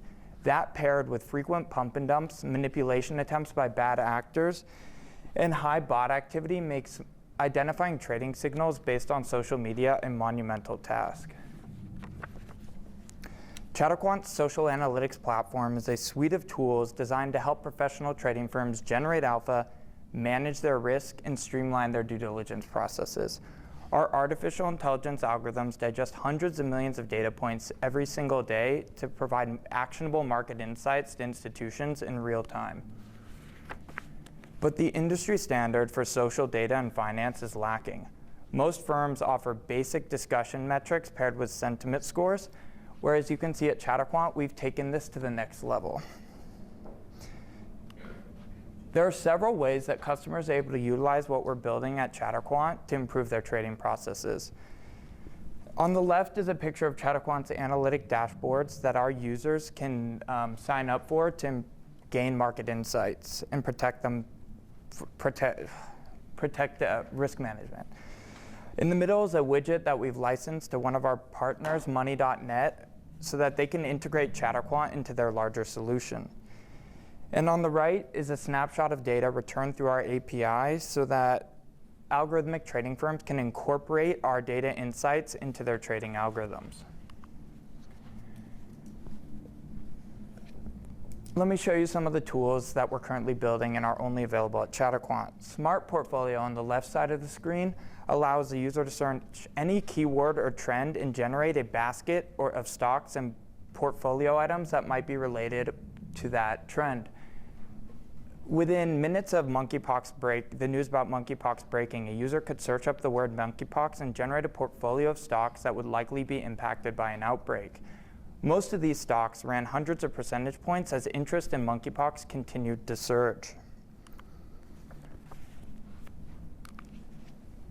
On the right is our trend, our what's happening endpoint, which allows users to see exactly what's going on with a stock or asset in near real time. We've been able to build these tools by moving away from the industry standard of social sentiment and focusing on collective intelligence, by using our AI to identify relevant information from the collective insights of millions of traders and news articles. Our pricing varies depending on a customer's use case. Professional traders and front office professionals looking to manage their risk can access our dashboard for $199 per user per month, where algorithmic trading firms can pull data from our API for $5,000 to $10,000 a month. And large data distributors can incorporate our data into their platform for $30,000 a month. We have multiple price points and distribution channels to maximize total market capture. We have two distinct customer profiles. A majority of our revenue is initially expected to come from these data marketplaces and redistributors, such as Bloomberg, NASDAQ, FactSet, and FIS Global, all of whom we're currently in discussions with today. The second customer type is professional traders and funds. There are over 4,000 hedge funds and hundreds of thousands of professional traders in the US alone, all with a glaring blind spot that our data can solve. The alternative financial data market is a $2.21 billion industry now, but that's expected to exceed $13.9 billion by 2026. Since launching, we've acquired over 16,000 B2C users and currently have 500 active paying subscribers. When we launched last September, we were focused on the B2C market, but as we began to better understand the market opportunity of what we were building, it became abundantly evident that the big opportunity was in the B2B space. Our B2B platform is slated to launch next week, and we already have 3 signed customers and have generated a large pipeline of interest from some of the largest fintech names in the world. In the last year, we've been recognized at several different venues, the most exciting of which was Trade Tech in Paris. Trade Tech is the largest buy-side hedge fund conference in the world with 5,000 attendees, and we were voted the most likely startup to succeed in the marketplace. This was a tremendous validation of our business model by our exact target market. In the first 3 months of launching Chatterquant, we bootstrapped our way into $325,000 of revenue with 0 ad spend and a 70% profit margin. As indicated, we expect significant growth going forward. What started as a venture between myself and my business partner, Bars Juhas, based out of the UK, has scaled into an incredible team with several prominent advisors. In summary, there's a critical need for this type of information. We have the ability to address it, and in doing so, creating tremendous and high profitable growth opportunity for Chatterquant and our investors, because not having this data is an unacceptable risk for our target market. Thank you.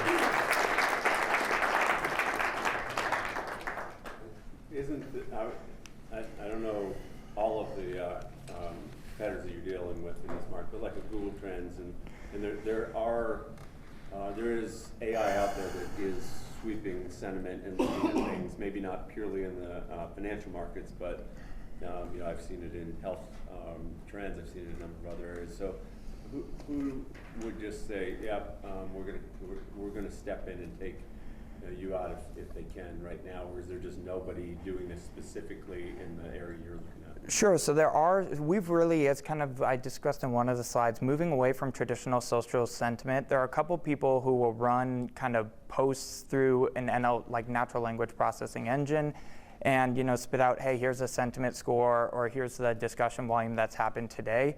We're really focusing on extracting the actual content that's being talked about. That's one of our big differentiators. Instead of, hey, look, there's a spike in discussion around Google, and it's overwhelmingly positive. We say, hey, there's a spike in discussion on Google. It's positive. These are the words that are trending, and each of those have their own assigned scores. It's 70% bot activity, and there's a lot of known bad actors that are starting to promote this stock, and so you should likely see kind of corrections. So we're really taking it a level above what competitors are offering. Would you mind going back to your team slide? Thanks. Yeah, sure. Are you scraping those services, or are you pulling APIs? So right now, we do have agreements with some of these platforms to pull directly through their API, though, and same thing with news that we're about to start processing. But we do have the ability to scrape kind of publicly available information as well. The APIs? Yeah. It hasn't really, I mean, we're profitable even when we were paying for their APIs pre kind of raising money, and so it wasn't. But if that does get shut down for any reason, you could scrape it. Correct. We could scrape that publicly available data, and it would be kind of a pain, but there are ways around it if they decided to jack up our price or pull API from us. Do you want to move into brokerage integrations and creating like automated trade strategies? I know like you could look at monkeypox, buy some tickers on your own manually, but do you want to try to create baskets and automatically feed into Alpaca, Robinhood? Sure. So we've actually had discussions with Alpaca, TradeStation, and some of those, and actually that is on our roadmap to integrate them into our service, and they've been very excited about that. When you're dealing with these professional traders, maybe more on the retail professional side as opposed to institutions, is there a lot of just churn, ups and downs, like just how do those conversations go when you're pitching to them? Sure. So when we first, what we realized really quickly was that B2C is A, very price sensitive, and B, very sensitive to kind of market conditions, whereas these firms that are managing billions of dollars, paying for our data is I mean, not even a rounding error. It's pretty insignificant to them. And even if they already are using our competitors to source data, they're still discussing with us, because even if we're able to provide one or two additional data points, it makes it worth it for them to license it with how much capital they have at stake. Christian, what's your background? My background is sales. I mean, I started and entrepreneurship. I started my first business when I was 13 years old. Wasn't anything crazy, but just been doing that my whole life. My business partner, Bars Juhas, he's a PhD out of the United Kingdom with a background in machine learning and natural language processing, which is exactly the market that we're in right now. So for the traders, are you taking their portfolio and then giving them alerts on their existing investments as well? How's the dashboard work for that? Sure. So right now, a lot of it's search. So you search up, either your stocks or, the keywords or trends that we talked about there. But we do have where people are going to be able to upload their portfolio, and that's coming out in the next month or so. Is the hope. And did you mention your marketing plan? I'm not sure I thought. I mean, I saw your addressable market. How do you get presented to all of them? Sure. So we're working with several partners that have connections within the space, as well as what we really want to do first is target these data redistributors. And basically, we do a profit share with them, which is essentially, hey, look, you have thousands of clients, blast us out and talk about, our data set, and then, they get 30 to 50% of that revenue. And that way, we're able to avoid needing to scale a really large sales team ourselves by partnering up with these big firms such as FactSet and Money.net. Revenue quickly, but it's going to hit your margin. In the end. Because you were saying like 70% or whatever you said. 70% profit margin at the moment, correct? I mean, if you're sharing revenue. Yeah, so that's definitely going to take a cut of that, but we're still going to be very profitable, as because our costs don't necessarily scale directly with how many users we have. We have a lot of fixed costs, and once we're able to cover those, we're in pretty good shape. We do have time for more if there are more questions. Sorry, I'm kind of asking a lot of questions, but can you tell me about your sales lead? seems to be a police officer. He is, correct. So that's, he's a full-time police officer, but he also works 40 hours for us. So, I mean, and then we have Jimmy Bruner, who's, you know, he's in the Navy Reserves, and it's been pretty important to us to be able to integrate people, law enforcement and first responders. It's been pretty cool. Any more questions? Christian, thank you for giving us 3 minutes of our time. So, hi, my name is Jennifer Meyer, and I am the CEO of LONDR. And LONDR is like YouTube, or I was gonna say YouTube, Uber for laundry.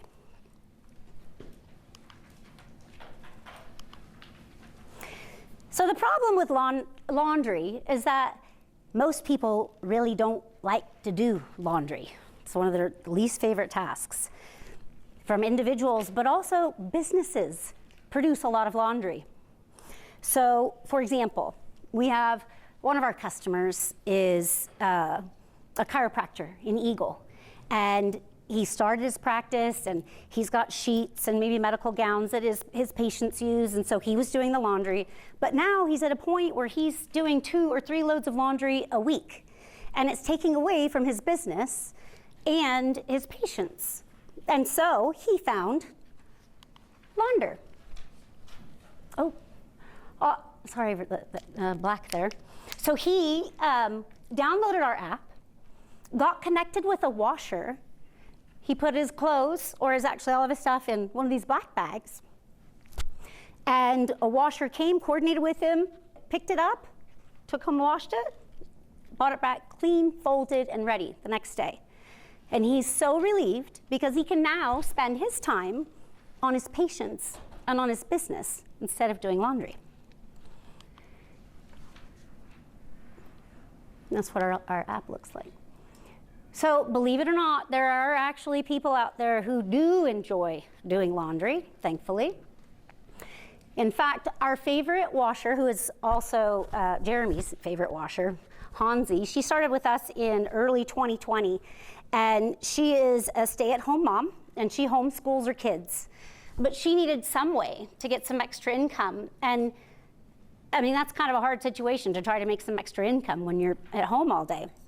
So she found our app and is now busy all day, every day. But she's doing this, making income while she's homeschooling her kids. And it's a great message for her kids and showing that you can be productive at the same time. But it's her professionalism and dedication to LONDR that keeps our customers coming back. The laundry services market globally is a $104 billion market, and in the US it's about $34 billion. And it's difficult to go into the TAM, SAM, SOM because where we're going, it's kind of in a new market.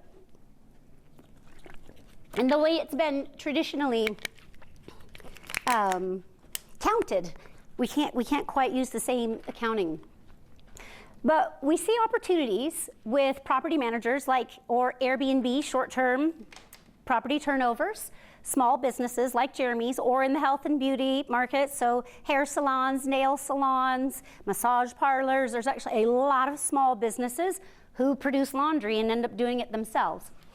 Of course, personal for families and individuals, but some of these families might be, maybe they're elderly and they can't do their laundry themselves, or maybe they're disabled or just had a surgery, or a new mother, which would be a great gift for a new mother, or even just busy families or busy individuals would be our target in our personal, but also employee benefits. We've talked to some companies, and the employee benefits for companies or laundry to offer to their employees, even if it's someone who has uniforms in their business and they can wash it as an employee perk, or even just as a regular employee perk. We're not the first to the market, which I actually think is a good thing. It shows, one, that there is actually a market pull for this type of service. Secondly, we get to kind of see the mistakes they're making and learn from them. But we believe that we have some advantages that will allow us to obtain more customers and retain them and washers longer than our competitors. First is with our simple pricing. We have a flat price, all inclusive for our bags. SudShare charges by the pound. And we thought about going that way, but we didn't because we think it can cause contention between a customer and a washer. Well, did it weigh 1 pound more or 5 pounds more? So we didn't want that conflict. Hamper and Loopy charge flat rates by the bag, like this bag here, but they'll take this bag and they'll put all of the laundry in one load. So if you've got darks and lights, you don't want them washed together, you have to buy a separate order for that. So they can charge you twice as much for the same amount. And then Laundry Care adds on, they charge the same amount, they start a flat fee, but then they add a service fee on top of it. We're also very flexible. We do not have a membership fee, or we do not require a subscription, and you can order at will. So we make it very flexible for the customers at what they want to do. Our washer support, though, I believe this is where we really shine. The washers, without washers, we can't have customers. And if our washers are not happy with doing their job, if they're not happy with the money they make, they're not going to do a good job or they're not going to stick around. Or if we seem to be spending too much time on the customer, that the customer is more important than the washer, then the washer might get abused a bit by a customer or taken advantage of. And we want to make sure that that doesn't happen. So we are actually creating a washer collaboration network so washers can work together and have a team. So where this is an advantage for customers is a customer is going to have a favorite washer, maybe one or two. But by having a team of washers, when those washers get busy with other customers, they now know that they have a trusted team that they can count on. So we can increase that customer retention as a satisfaction, but also those washers can work together and collaboratively and continue to get orders. It also, for us, can reduce customer service fees because they're working together on solving their problems and not calling us when, what should I do in this situation? What should I do in this? We also believe that it's going to increase our washer satisfaction and stay with us, and our customer satisfaction and retention. Our revenue model is pretty simple, a flat fee for our white and our black bags, and we do have a subscription. It's a weekly subscription for just a little bit less for our 2 bags. To date, we are in all 50 states. We have over 1,900 customers who've signed up with us. And you can see that there are kind of natural little clusters here where these customers have shown up. What's interesting is we've not marketed in all of these 50 states. So these customers are finding us organically through a web search or just in an app store. So we know that we're on the right track. We've had over 5,000 washers all over the country sign us up, and we don't advertise for the washers either. They just find us and sign up. Half of them haven't even gone through our approval yet because we're just not ready to fully market in their areas. To date, we've had over $170,000 in revenue. We expect that we'll end this year at 100. We've had minimal marketing spend, but we still get new customers. And our expectation is to hit $400,000 in revenue next year, implementing our sales and marketing strategies in those target areas that I mentioned before.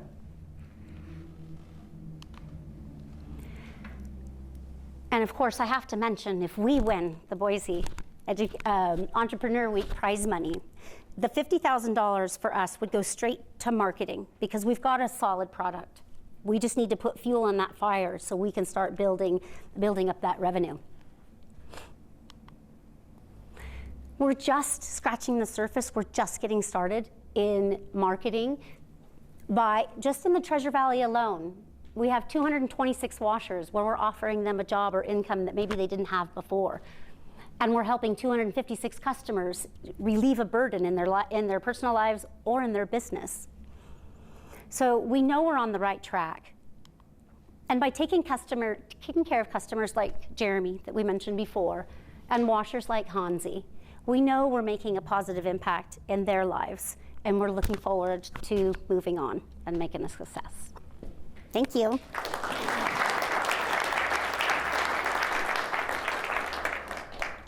Do you know what the optimum ratio of washers to customers is going to be for you?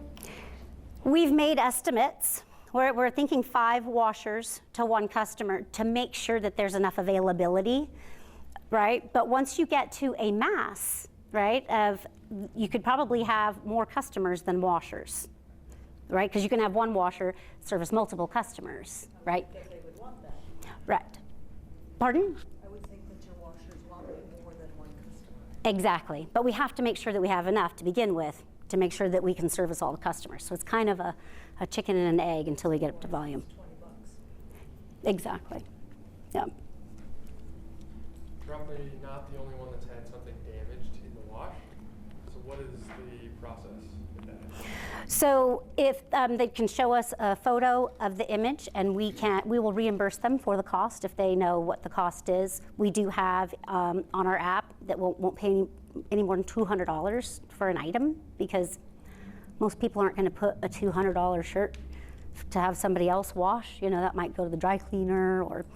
But just to show you, out of that $170,000 of revenue, we've only paid out about $400 in damages.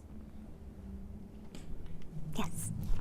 How do you, is there some sort of, sounds weird when saying about laundry, but like a vetting or a training process? And the reason I ask is, well, my husband and I constantly fight over how things should be folded, but is there do you know the quality that you're getting back? Will it be nicely folded? Will it be the way I fold, which is efficiently? Like, what's the... Well, this is part of the relationship, right? I mean, I can teach them how to fold it a particular way. And then you might not like it that way, right? So you can tell them, this is how I like my things folded, stacked, right? So it's a relationship. If you've ever had a house cleaner or a babysitter or anything like that, right? You kind of have to go through a bit of an iterative process. But then when you can request a specific, is that it's part, so in Uber, you don't necessarily know who is showing up, but in this case, you actually can request, you make a relationship and can keep that washer as long as they're still participating. Yes. Okay. So you would put them as a favorite washer. So when you put an order out, that order only goes out to your favorite washers. And if they're not available, then it goes out to the broad. And that's why I was saying that having that collaborative model makes sense, because if your favorite 2 washers aren't available, but maybe somebody on their team that they trust to take care of you, right? Have you had any experience with washers and clients kind of going off on their own and not using the app after you made the match? No, we haven't, because we don't have any proof of it, and it would probably be very difficult to prove it. Of course, we asked them to not do that. But it's in the washer's best interest to continue working through our app and getting more customers, right? Because they're going to get new customers, whereas they might lose a customer if they try to take it offline, right? So, but it is, all of that information is contained. They can't exchange phone numbers, and they rarely actually see each other. They connect through the app? Yes. Mm-hmm. Yes. What's your background and what's the rest of your team? So my background is, I've kind of had the entrepreneurial bug since I was about 13. I grew up on a farm, but I had my own animals and managed all the financing with raising them, feeding them, selling them. Had my own sheep flock. And I've had a couple of businesses through the years. My last one was an jewelry export company when I was living in Ecuador, and ended up like in Whole Foods and Cracker Barrel and skymall.com.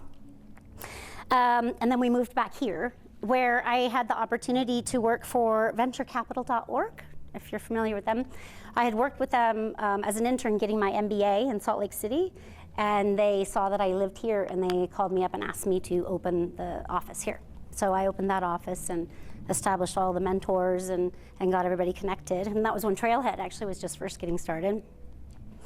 And then last year, I was actually working for a startup venture fund, helping him build a business. He had already built all of the core components of the actual fund that he was building, but he needed help with the business side. And so I was helping him with that. And then this opportunity came up. Is it just you? No, it's not, pardon me. It's me and actually a co-founder, Ben, who's in the back. And he's helped start the business, and he's actually also a serial entrepreneur. He's in multiple businesses. He ran the state's fraud unit, so he's actually very good with managing data and the details and organizations and procedures. So we're kind of a great mix of business development and operations. But it's just us for now.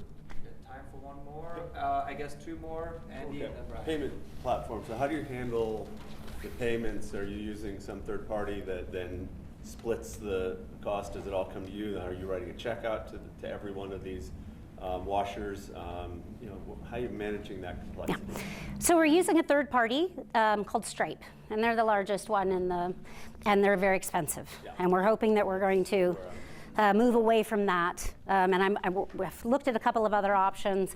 I know that once we get to volume, we'll have a lot more negotiating power, right? But that's what we've got now. And it's nice because it is safe, secure, and we don't have to manage all of that information. So you mentioned the various use cases. So I'm curious where the $100,000 is being generated from, and where do you expect the growth for the 400 for next year to come from of those different? Yeah.